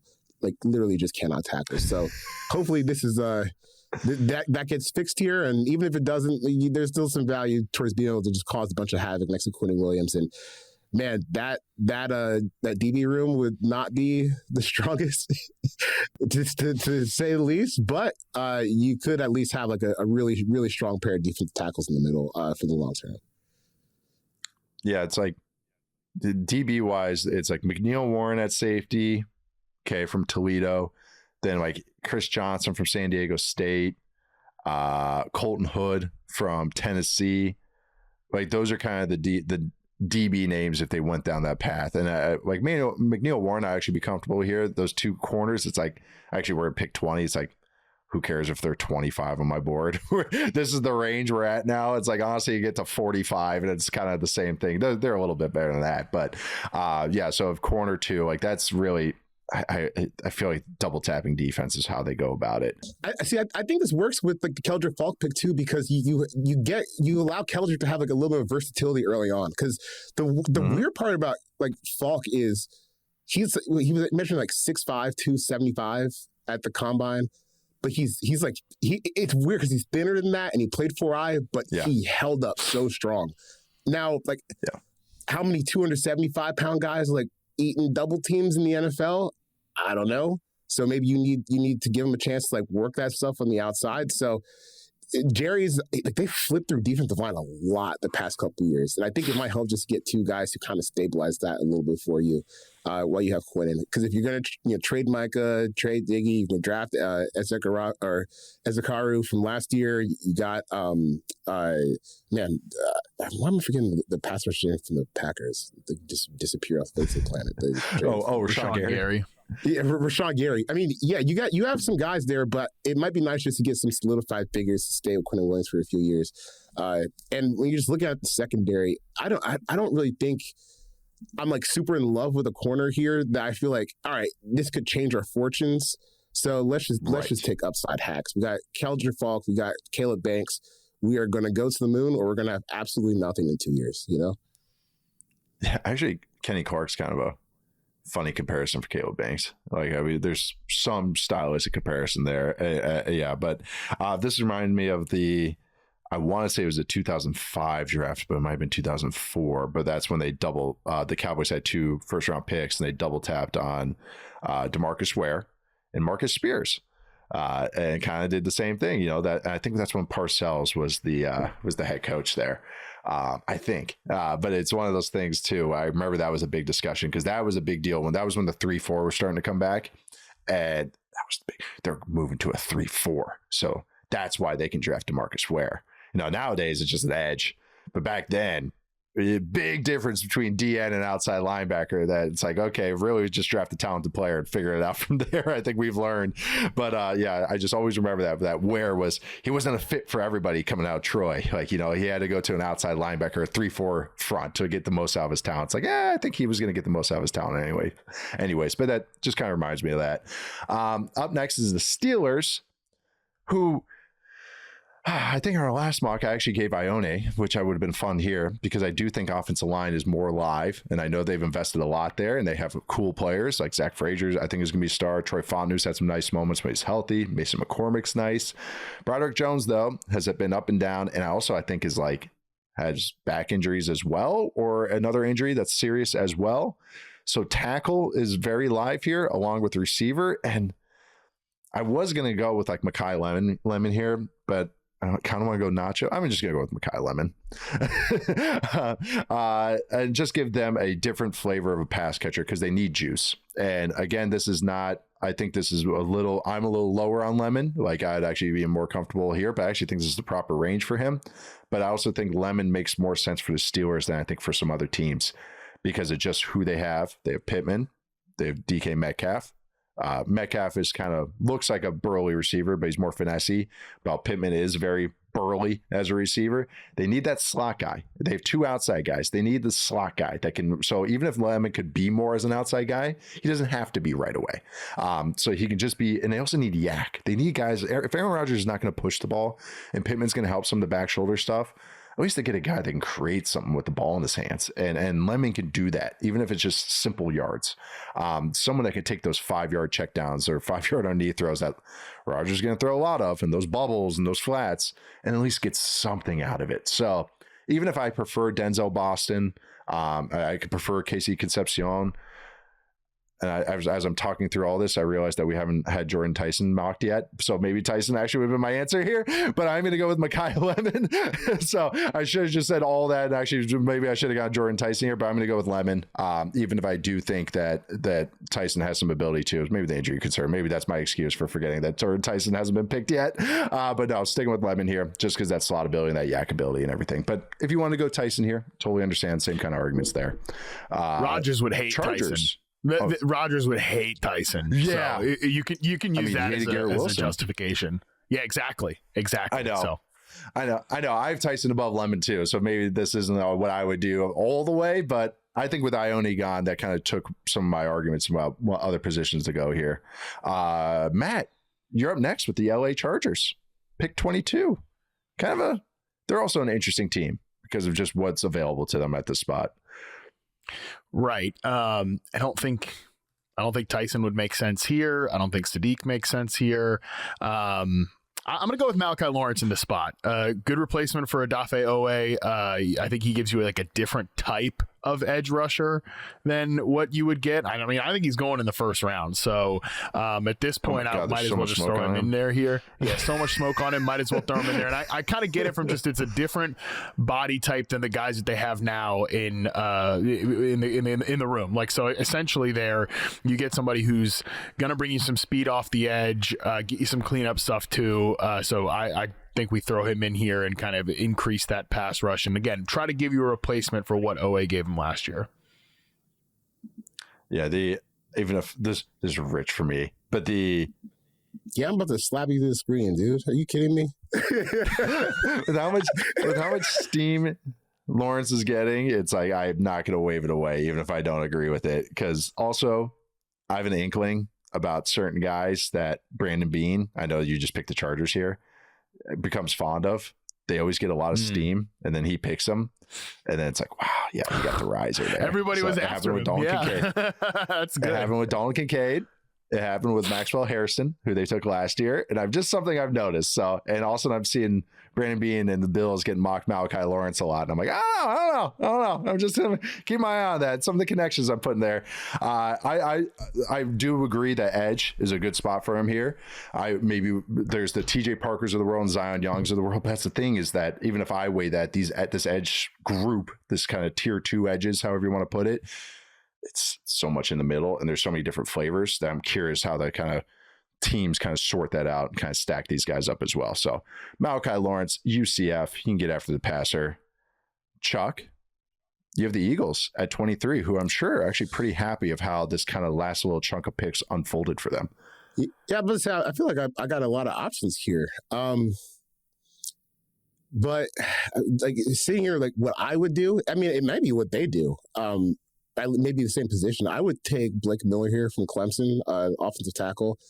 Just if we're gonna have turnover like everywhere, it would, and like, and when I say turnover, I mean like emotional turnover too. You know, we got Stalin leaving the building, we got AJ Brown possibly leaving the building too. We know how contentious things are. It helps that at least you can block. At least you don't have to worry about like the disintegration of that particular group, and the only way you can keep it strong, I think, is just to keep adding pieces to it. So like we know Lane Johnson isn't going to play forever. Like, he's been flirting with retirement rumors basically every season for the past couple of years. I thought about getting Kenny Sadiq here because we know this is going to be Dallas Goedert's last year with the Eagles, most likely, based on how that contract situation unfolded back in March. But I think they have shown like that the offensive line is just such an integral part of their team, and they've been successful multiple times now at the stash and develop plan, and we'll see how that goes without Jeff Stalin now. But I think when you look at Blake Miller, he's got a ton of ability. He just turned 22. Another one of these guys is big, prototypical size, got the athleticism. So man, it's a good offensive tackle class, and I think that the fact that you still have a chance for someone who could be a long-term starter here with like real ridiculous upside. It makes a lot of sense, but you could have gone to Chenahor here from Arizona State. Could have gone to Sadiq. I mean, could have taken Jordan Tyson here. They got a lot of options. So I think the way the board falls is like legitimately perfect for the Eagles here. Yeah, I know. It's not just one guy. And they're like, okay, this is our tier here. This is our group. It's like, no, they actually would have a pick, or have to make a pick here and decide between a couple guys. Really like Miller. I think you even like him more than me. My dad liked Miller. Everyone likes Miller a lot. Like, it's like everyone I think is on agreement. It's like, this guy's a steady player with actually even a little more to tap into because he's such a good athlete and everything. And actually his technique could get some tweaks too. But the fact that he plays on the right side, clean for Lane Johnson, replacement, all that good stuff, could maybe even kick inside the guard for a year until that happens. Even if he only played right tackle in college, I think maybe just he's a big dude. He's 6'7".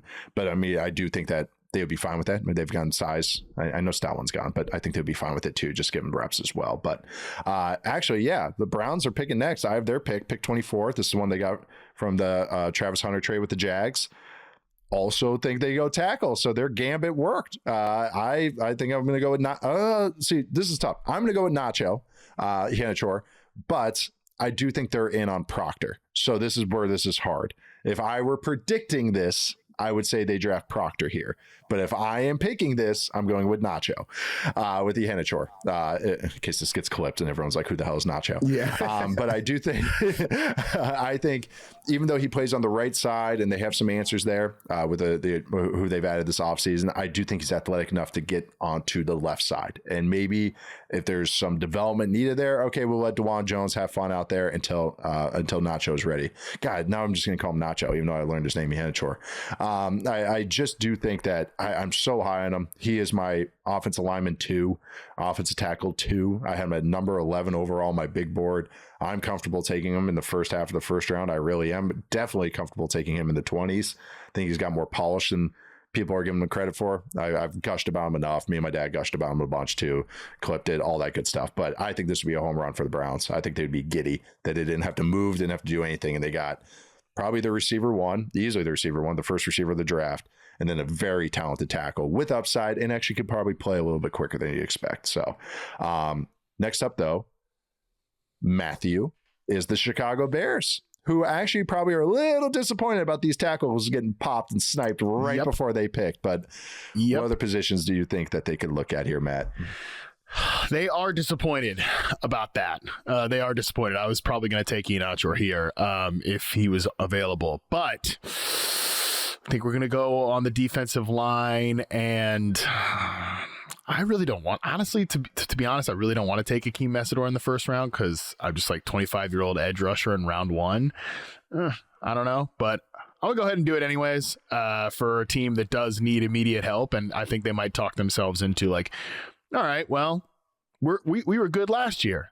You know, we can go ahead and take a guy who maybe doesn't have the longest rope, even though that's not the point of like why the 25-year-old is a red flag. Nevertheless, I think he will be able to help them right away, and they need help right away on the edge. Yep. No, for me, it's D-line, linebacker. I don't think they'll go linebacker here. And then I think McNeil Warren from Toledo is the other like live name for them. That was the other one I was thinking of. Yeah. Or Proctor, like in this case, like a tackle, whatever tackle is remaining. But man, that's a lot of beef at tackle if they went right and Proctor. Those are some behemoth guys, and Proctor's like it's like I don't know. I think you just need the right team makeup, and maybe the Bears have it, so maybe they are a good landing spot for them. I think they've really fans have talked themselves into Lomu. But not Charles McDonald. He's giving Caleb Lomu to the Lions at 17. So, no, it makes sense. They need some pass rush juice. So I totally get free defensive lineman for them. But Chuck's got the Bills next, pick 26. And, their guys, Malachi Lawrence is gone. So who's Brandon Beane going to go for here?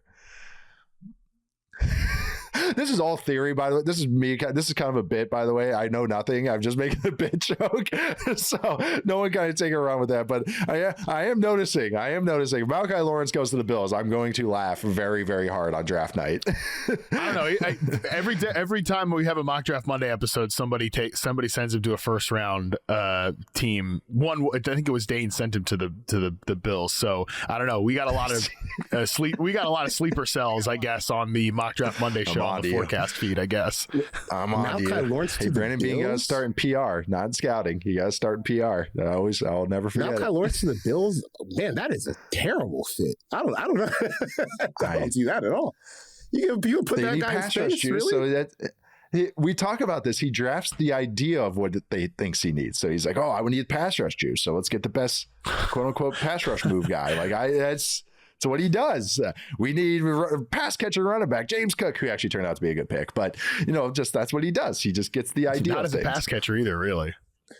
I know, right? Yeah, he's not funny. He's become like a great between the tackle running back. The Malachi Lawrence take, I think, is there's a reason why some of these guys don't run a 3-cone or a shuttle. And right. Yeah. Just right. When he gets to the top of the rush, for me, he just keeps on running right past a lot of times. I love how he rushes his passer. It's not that. It's that when he doesn't win, kind of gets washed away. And guys that only get in on 12 solo tackles in a year, that's pretty crazy. I don't know. I know box scores kind of stuff, but that shows up on tape. This guy's not involved in a lot of run defense. So it's like that. Those are just the warning signs for me. But I still like him. It's just properly weigh it all. Where are you going with the Bills here, though, Chuck? Where are you going to go? I did McNeil Warren to them last time. I'll take a guy who has a lot of tackles and it was heavily involved in the run game. We'll go with CJ Allen here from Georgia. Oh, yeah. The Bills linebacker situation, because it's kind of interesting because they have guys who in Terrell Williams and Terrell Bernard. Or was it Dorian Williams and Terrell Bernard? Dorian Williams, who have played a lot of games, and they've played a lot of high-profile games. So sometimes, when you see those names, I in my brain, maybe it feels a little bit better. And then I burn through a couple of Bills games. Oh my God, they need a linebacker so badly. Like one of those guys has got to go ASAP. And I think when you just look at they're moving to Jim Leonard's defense this year. I think CJ Allen's just kind of a perfect fit. It's not going to be. He is. Maybe not an all-pro, but shoot, he's a starter with a high floor, and he's going to get your guys lined up right, and he's going to play tough in the box. I mean, that's a big improvement over what they've had recently. And I still think, man, the presence of a good linebacker. I don't think we rate it properly sometimes, or at least just having a competent linebacker and guys who can kind of be the quarterback of the defense. So I'll go with CJ Allen here. I just think the fit to me to scheme is just kind of perfect here. I agree. He's weird because I think everyone likes him. It's preferably I wouldn't take him till early second round. He'd be my EJ Henderson. But also we're into this range where it's no, this doesn't really matter. At least in this sense. Smart, does everything well, tested actually really well at his pro day. But also just kind of the leader of the defense. Like you mentioned, he's a Mike linebacker. And I'm glad you brought up the scheme stuff because that's why I'm so optimistic about the Jim Leonard stuff is that what Georgia has run the last few years under Kirby Smart, I'm not saying that's all Leonard's stuff, but those coaches, and I almost wrote about this years ago, those Georgia coaches went to visit with Leonard and see what he was doing at Wisconsin. And then they ran it, or they copied some of it. I know it's Saban stuff, don't get me wrong, but there were some ideas that Leonard was doing at Wisconsin because they were doing all this creeper stuff, all these simulated pressure looks. It was Rex Ryan offshoot stuff. And the linebacker is such a key cog in that because they have to blitz a bunch. They have to drop how Zach Bond is used kind of with Fangio. And I think David Harris back in the day? Yes, that's exactly right. But it's a key cog, and Allen's done all of it. Even if he's not plus at anything, he's solid to good at everything. That's exactly what you kind of need. And I think I really like this fit. I think this is a great pick. I thought this, or I mentioned McNeil Warren, some spine. I think would really behoove them. I'm next, and there's no offensive lineman here for the 49ers. All right, or no tackle, I should say. This might be the reach pick, not reach pick. I shouldn't even say that, but this is just maybe where a surprise pick, I think, for some people. I am going to stick with offensive line, but it's not going to be a tackle. It's going to be a guard. And I think I'm going to go. I just want to double check. It's going to go Chase Basantis from Texas A&M. So good. Like Basantis. Yeah, him and actually Kalen Rutledge, who was I have maybe a half tier below that, but both guys I have in my top 55 or so. I think Basantis finished at 38 or so on my big board, but I think I like him. Powerful, moves well. Not the longest arm guy, but I think he fits in any type of offensive scheme because he's athletic enough to move in a zone scheme. He's great in space. They need to boost their offensive line still. Tackle has been the easy answer. They still have McKivitz, but Connor Colby was their 7th rounder from Iowa last year, and he did an okay job. Basantis is so much better than that. And then when Dominic Pooney's out there, he's a pretty good player as well. And I think solidify the middle of the offensive line would really go a long way for how this offense is. Even if the receiver situation is kind of weird right now, and they could actually maybe even go corner here. They could actually go a few positions and it would make a lot of sense to me, but I'm going to go with Basantis, boost that offensive line. Matt, any thoughts with the Niners, or what are you going to do with the Texans? I just snipe your guy for maybe the Texans we're going to take as well, because they might be an offensive line team in this range as well. They are an offensive line team, and I was going to go with Chase Basantis here. So, I thought about Chase Basantis at 22 for the Chargers, so I almost went with him even higher. Do not be shocked. Yeah, I know that was one I thought. I think those are two guys they're in on, Lawrence and Basantis. But no, I think ultimately 28. I'm going to go with Caden Proctor here. I'm going to stick on the offensive line. Obviously Ursary gave him a good season at left tackle last year, but right tackle you can kick Braden Smith into guard. They've already kind of floated that idea. Trent Brown gave him some moments last year, but I don't know if you want to count on Trent Brown again in the year 2026. So obviously Caden Proctor not a perfectly clean prospect by any means. What's the weight going to be like? I think there's on-field questions too, but still I think this is a team that needs to take big swings at the offensive line, and no more half measures, honestly, with this offensive line in Houston. So just continue to hit that here. Oh, no, I love this. I think this actually be an okay landing spot for him. And actually, I'm comfortable taking him this range. And Ursary's I think he's going to be a good left tackle. I actually had some moments last year, and Proctor can comfortably go to the right, which I actually think might be his best landing spot anyways. You mentioned the Smith signing. He kick over the left guard. Now they give themselves options to move some guys around, get their best 5 out there. I think this would actually be, I actually think Texans fans should be pretty happy if Proctor was here and they could take him as well. Even if he is just what's labeled as a left tackle, I think just because of where they're at. All right, next one is Chuck with the Chiefs and their second first-round pick. This was from the Trent McDuffie trade from the Rams. What are you going with here? I know where I'm going, but I'm curious where you're going here. I think the smart play might be just sprint to the board and take Kenny and Sadiq. And then you look at the Chiefs secondary. Son, what the hell is this? You got Tyson out there. Okay. You got Boston out there. Gilman, are you sure? Christian Fulton. Okay. This is your starting 5 if things were today. Noel Williams, Chamari Connor, Aloy Gilman, Christian Fulton, and Kader Kahu. That might be a bigger problem than tight end. That's your starting 5. This is the best you got. I'm gonna have to turn away from the allure of Sadiq. I'm gonna go Colton Hood here, the cornerback from Tennessee. Another guy's got upside.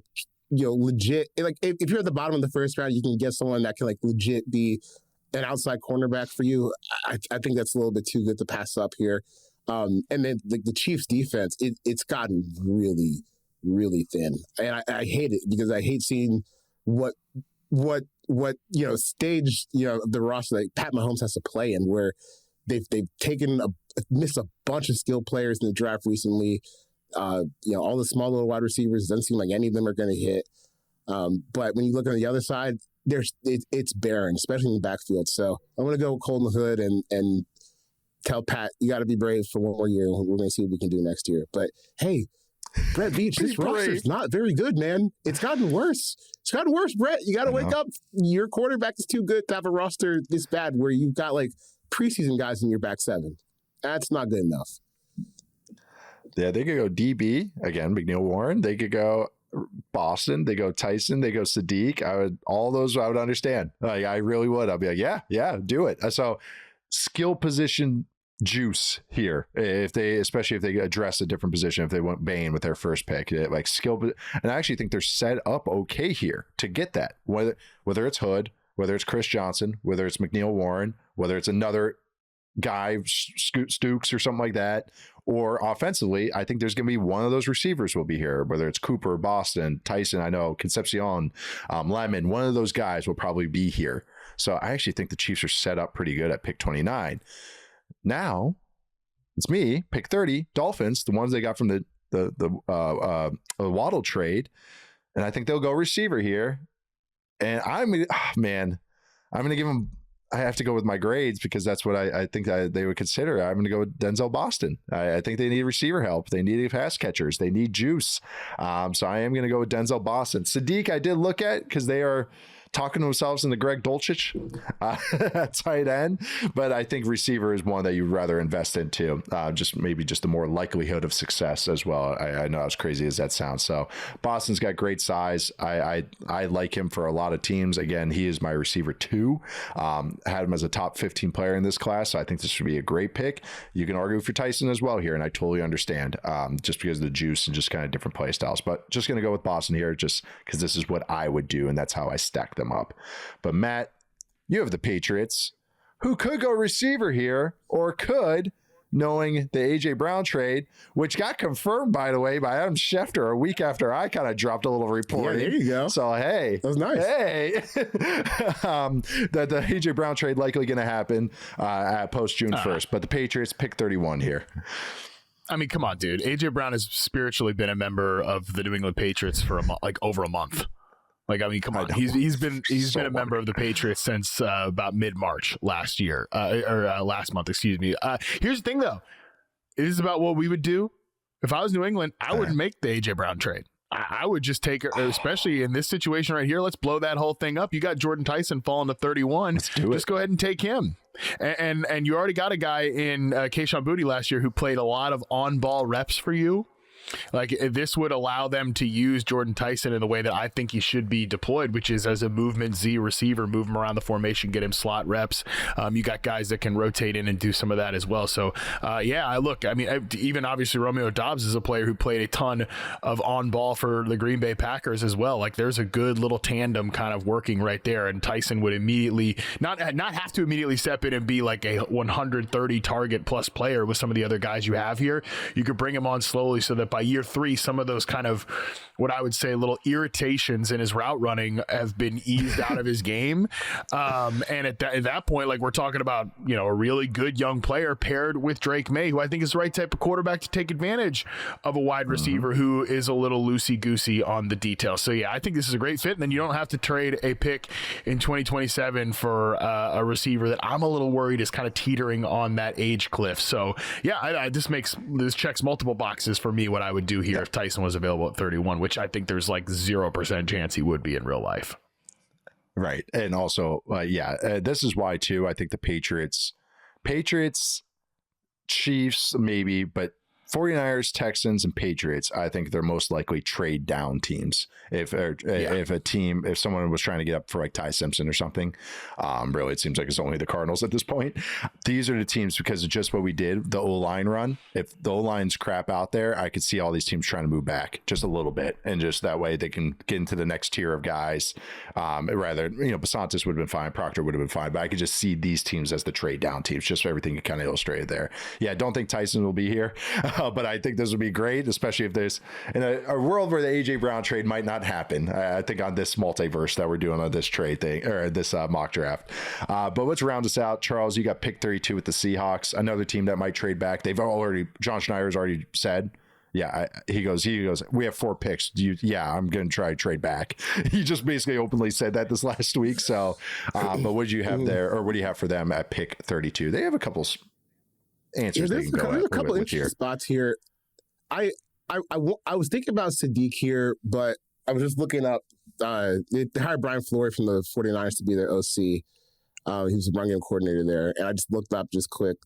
12 personnel stats. They're pretty close to the bottom the past few years in terms of 12 personnel usage. So maybe Sadiq and AJ Barner might not be the best use of resources within that offense. So I want to go over to defense. I'm going to take Avion Terrell, brother of AJ Terrell, to play at cornerback.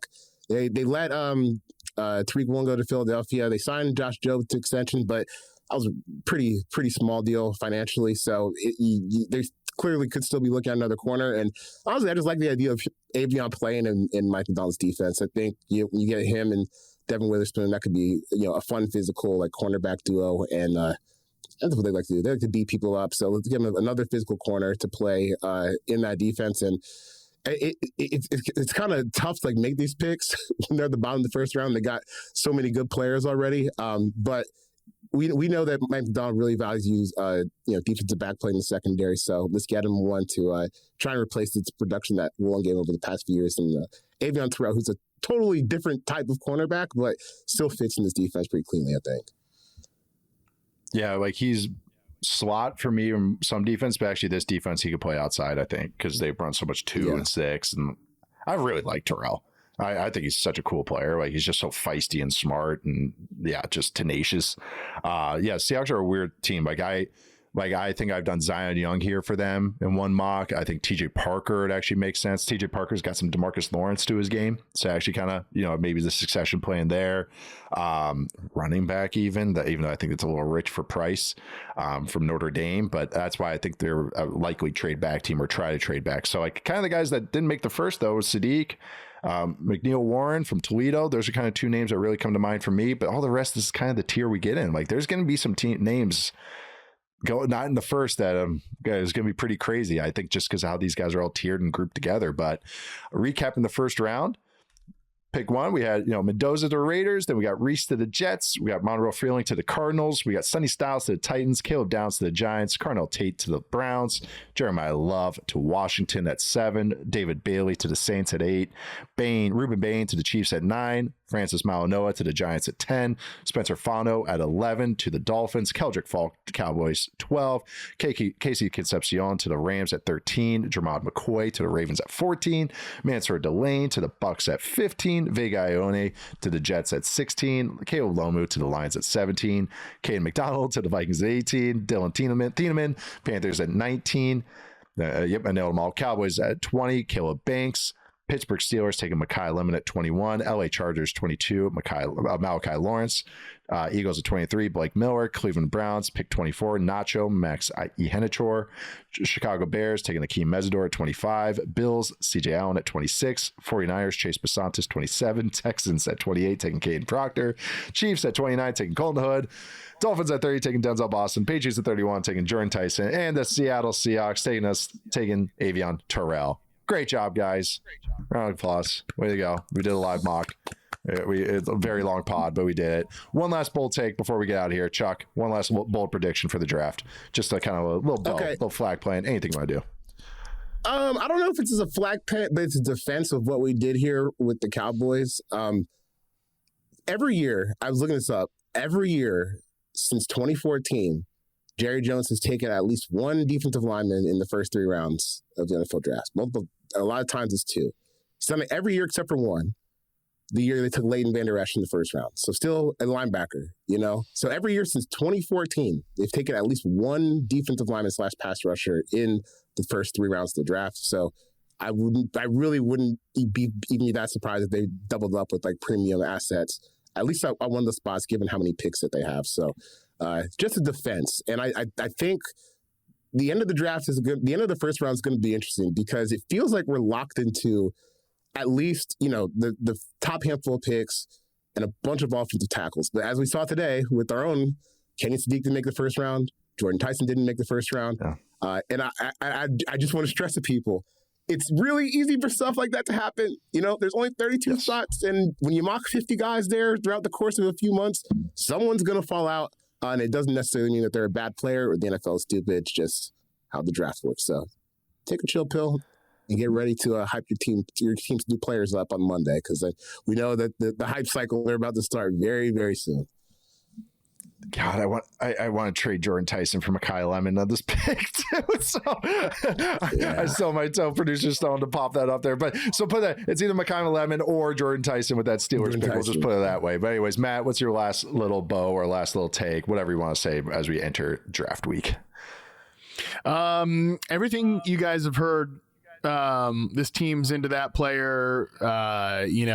This is going to happen. This guy's actually he's everything you've heard in the last, let's call it 5 days. And obviously up until Thursday night, all BS, all wrong. None of that will happen. That's what's going to happen on Thursday is everything that you've now everything that all these conflicting reports, all that, it's all nonsense. Nobody knows anything. None of that stuff's going to happen. Yeah. Everyone's going to be right and everyone's going to be wrong at the same time. It's kind of I how tell it you goes. what, But it's the best. if the rumors stay as they are, you know who won't be happy on Thursday? Tyler Algier. You saying again? Really? I thought about to walk into the starting role. They went and drafted running back at the top of the draft. The veteran quarterback's not happy. What's going on here? We're in red and black again, too. He's like, what That's what everybody's thinking about. Tyler, what does Tyler Algier think? That's what everyone's thinking about heading into the draft. That's what they should be thinking. Why'd they pay him? Give him back to me if you don't want him. You know, I'll take him back. I give him back to me. I want my Michael Turner back. Yeah, I mean, I don't even know I have no idea who the Falcons' backup behind Bijan even is. I have not interacted with Falcons. It's Brian Robinson. It's the other B. That's Robinson. Right. It's the other B. Robinson. I forgot they signed him. That's fine. I don't care anymore. But people, he's actually people have asked me, what do you think the Falcons are going to do at pick 48? I don't know. I have no idea, man. Don't ask me to predict 50 picks down the board, please. Their blindside tackle, their right tackle just retired, Caleb McGarry. So that's live now too. Don't worry, they just have 2 lefty quarterbacks. But yeah, I agree with you guys said. Let's enjoy the draft. It's gonna be fun. It's gonna be great. It's gonna be a hoot. Excited to do it with you too, and everybody else. It's gonna be a ton of fun in New York while we watch everything unfold in Pittsburgh and Yinzerland. So thanks to Matt and Charles for joining me for that nice little mock draft exercise as we hit this final week. Next up, Caleb Downs joins the show to talk about how he reads quarterbacks and some of his big plays from college, including a fun little story against Michigan where well, call may have not happened that he made up for. So pretty fun conversation. Hey guys, Caleb Downs here on behalf of USAA, here to join me. Ohio State safety, do-it-all player. Thank you, Caleb, for joining me. How are you doing today? I'm doing well. I appreciate you having me. Thank you. Oh, of course. So, Caleb, you obviously have your brother, Josh, who is a heck of a receiver for the Colts. Your dad played in the NFL and coached. You have another uncle that coached. You have another uncle, Dre Bly, who was a Pro Bowl player and a coach, and a sister played basketball as well. What are some of their maybe NFL experiences that maybe you've learned from, or something that you've talked with them about? Maybe you were just like, I got this. But what is something that you've maybe learned, even not even just maybe this process, but ever, about what maybe the jump going from college to the NFL is like? I take wisdom from whoever I can get it from. So I appreciate my family for always being there for me for that. But I would say the big thing is just finding a routine. Honestly, in this process I'm in right now, it's an awkward phase because it's your first time not being on a team. You don't know what you're doing. You don't know who you're going to play for or where you're going to live. So I feel like the biggest thing is just finding a routine, finding something to stick to, and then leading with that, because I feel like most people when they're on a routine, they're productive in what they're doing. We're creatures of habit, especially human. It's a long season. You played a lot of games at Ohio State and Bama, so you're used to a longer season. But the NFL, it's year after year, week after week. Because you do so much, and I think it's really fun. Like, you're truly a fun player to watch. Who's someone that you try to emulate or you've taken from? Like, because I've noticed this throughout this process. Everybody likes making comparisons. Okay, this guy's like this guy. You're kind of your own thing. So who is maybe a player that you try to emulate or take something from, or you think you are alike? I would just say, I feel like there's so much to watch from different people, and everybody's versatile in their own way. I would say I see a little bit of how Troy Polamalu played. He played near the box. He played in the deep part of the field as well. He played a little bit of everything. Nowadays, I would say like Brian Branch and Buda Baker, like a mix of those guys. They do a lot of things for their team, and I feel like I can do a lot of things for whatever team gets me. So you certainly can. Yeah. Yeah, no, Baker's kind of the guy I kind of came to with you. But again, you guys are all your own players too. I love hearing Troy Polamalu too, because he would do so much near the line of scrimmage. He would be running back. Stuff that you did at Ohio State, especially under Patricia. What did you like to do the most? And I know your probably answer is going to be whatever helps the team, but is there something that like you're like, hey, this is a lot of fun? Was it blitzing the running back? Like, even watching Michigan, you fill up the run in the run game in the red zone. You're in the middle breaking up a pass that I do want to ask you about on a dig route or over route. Yeah. And then also you're blitzing and blowing up the running back and creating an incomplete pass. One of those is like, yeah, this is the thing I really like to do. Yeah, I when people ask me this, I just be like, I just want to be around the ball. So wherever the ball is at, I'm gonna just try to be there. It's not necessarily like I feel like I'm best here, best there. I feel like if you need somebody to make a play, that's probably where you need to put me. So yeah, in the middle. You should play quarterback, man. But and that's tough. And this is why I think you can be what I would say centrally located. You know, you're a middle player. It's kind of very fun. You're obviously very intelligent. You do a lot of opponent scouting, and this was, I mean, from day one when you were in at Alabama, I can recall a play again against Michigan of you running down a play and making a tackle. And for me, once you become draft eligible, you become alive for me. And then, but even then I was like, hey, that was pretty cool from a freshman safety.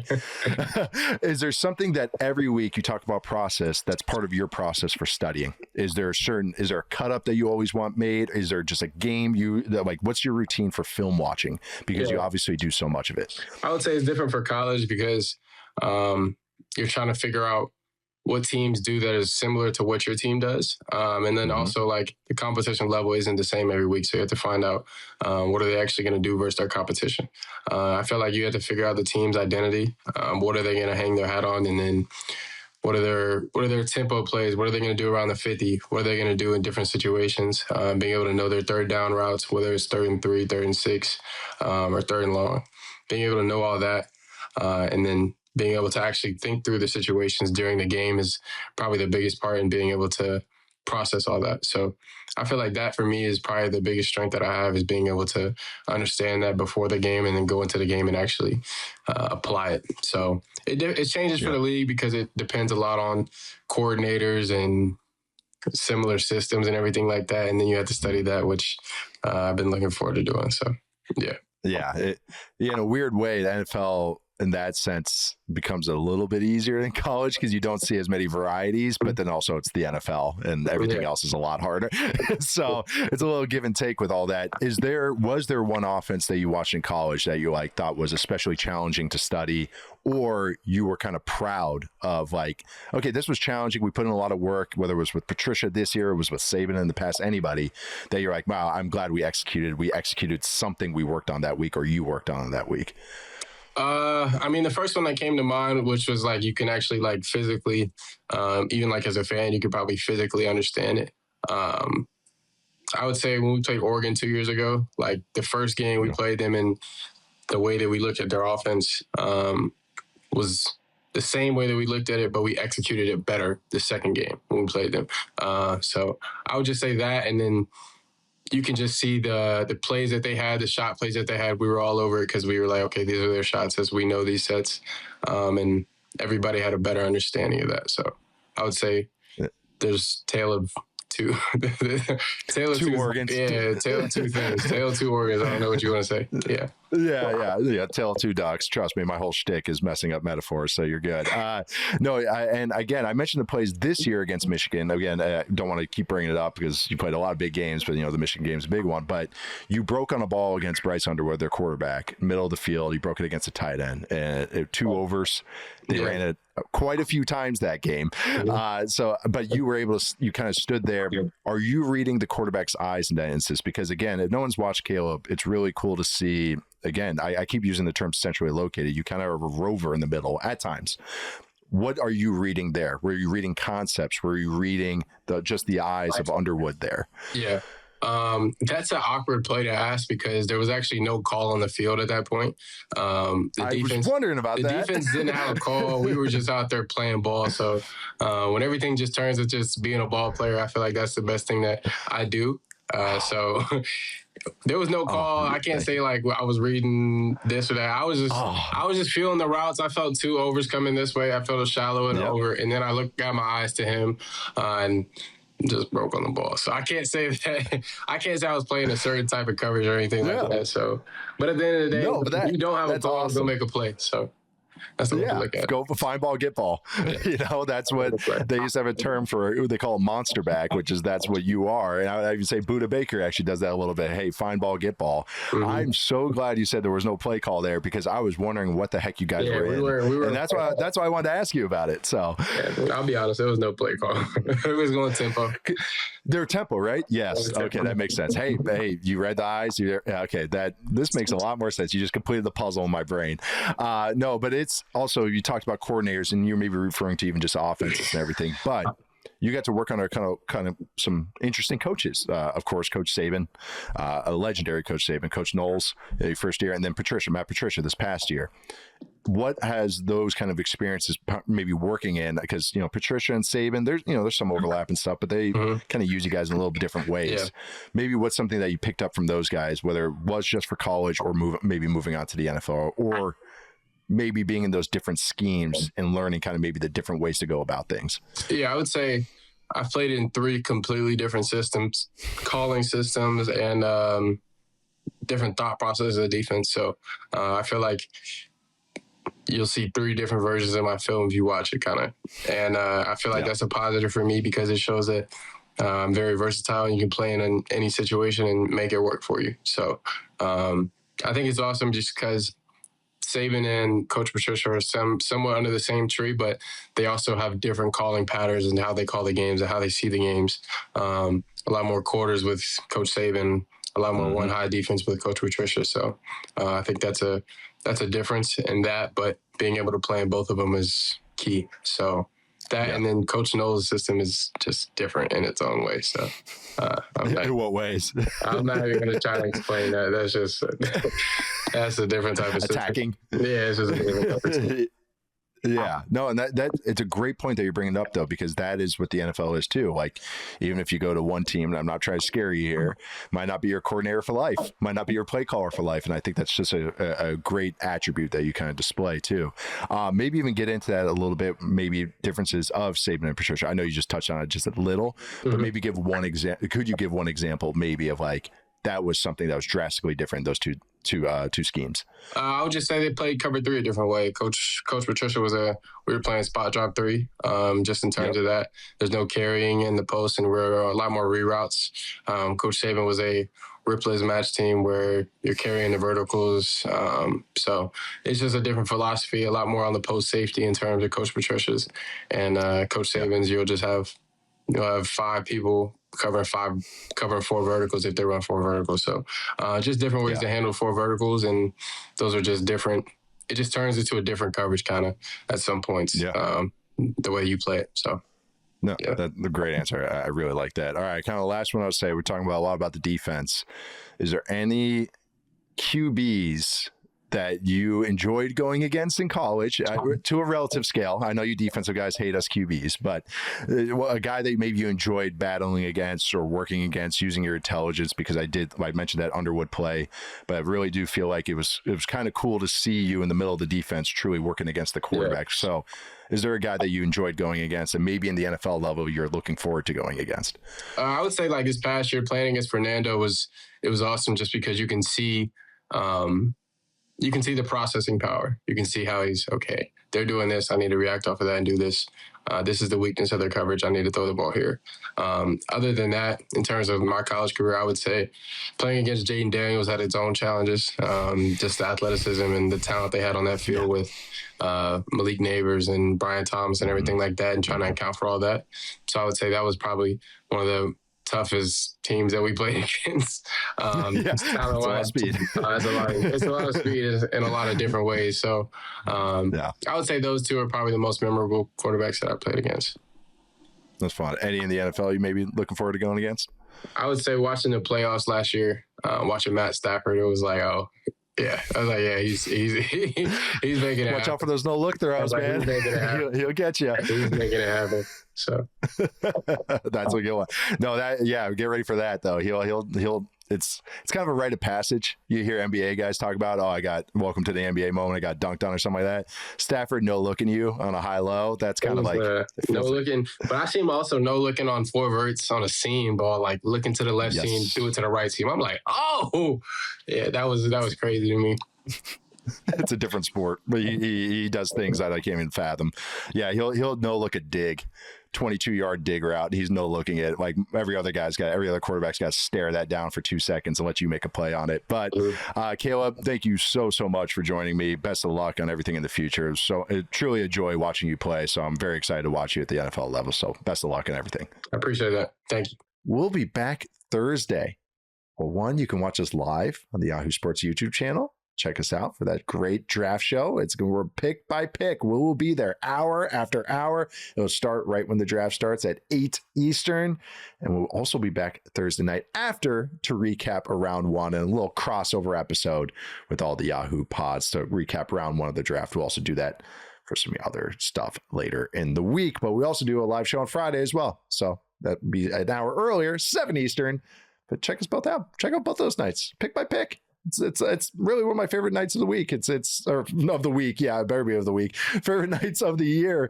Love the draft. And I love doing those draft shows. So please come join us because they're going to be a ton of fun. I'm Nate Tice. You can find me at Nate_Tice. That was Matt Harmon. You can find him at MattHarmon_BYB on social media. Check out his reception perception stuff. He's got a ton of great player profiles. Check out the Yahoo Fantasy Forecast as well. A lot of mock draft stuff over there. Draft prep, player prospect talk. We did a tight end show last week. That was a ton of fun. He'll also be joining us for the draft shows. And another guy joining us for the draft shows was Charles McDonald, who was on this show for Verts. Check him out on Blue Sky. He also has had some great draft stuff. The Ohio State Defenders piece was great and long because they have a lot of good players, but Chuck did a great job there. So subscribe to us, follow us, rate us wherever you get your podcasts. Please 5 stars. And also please some reviews, comments, replies, all that good stuff. Would really appreciate it. Love checking that stuff out. My dad really loved checking that out after he did that show. So thank you guys for all the kind comments on that show as well. Also make sure to check out all our draft preview stuff. We got player profile stuff. Player after player, unit after unit, not unit after unit, position after position, I should say. Check out all those pods because they more or less are evergreen for just a couple more days. And then we'll finally get some homes for these prospects. But watch us on YouTube, the Yahoo Sports YouTube channel. Make sure to like, subscribe there, especially before Thursday, before we do those draft shows. I think that's it, guys. That was a long pod. Thank you to everyone behind the scenes for sticking with me, making us look and sound good. I'll be seeing some of those guys later this week. And girls. Hi, Madison. But thank you all for joining us. Thank you all for listening. See you guys next time. It's draft week.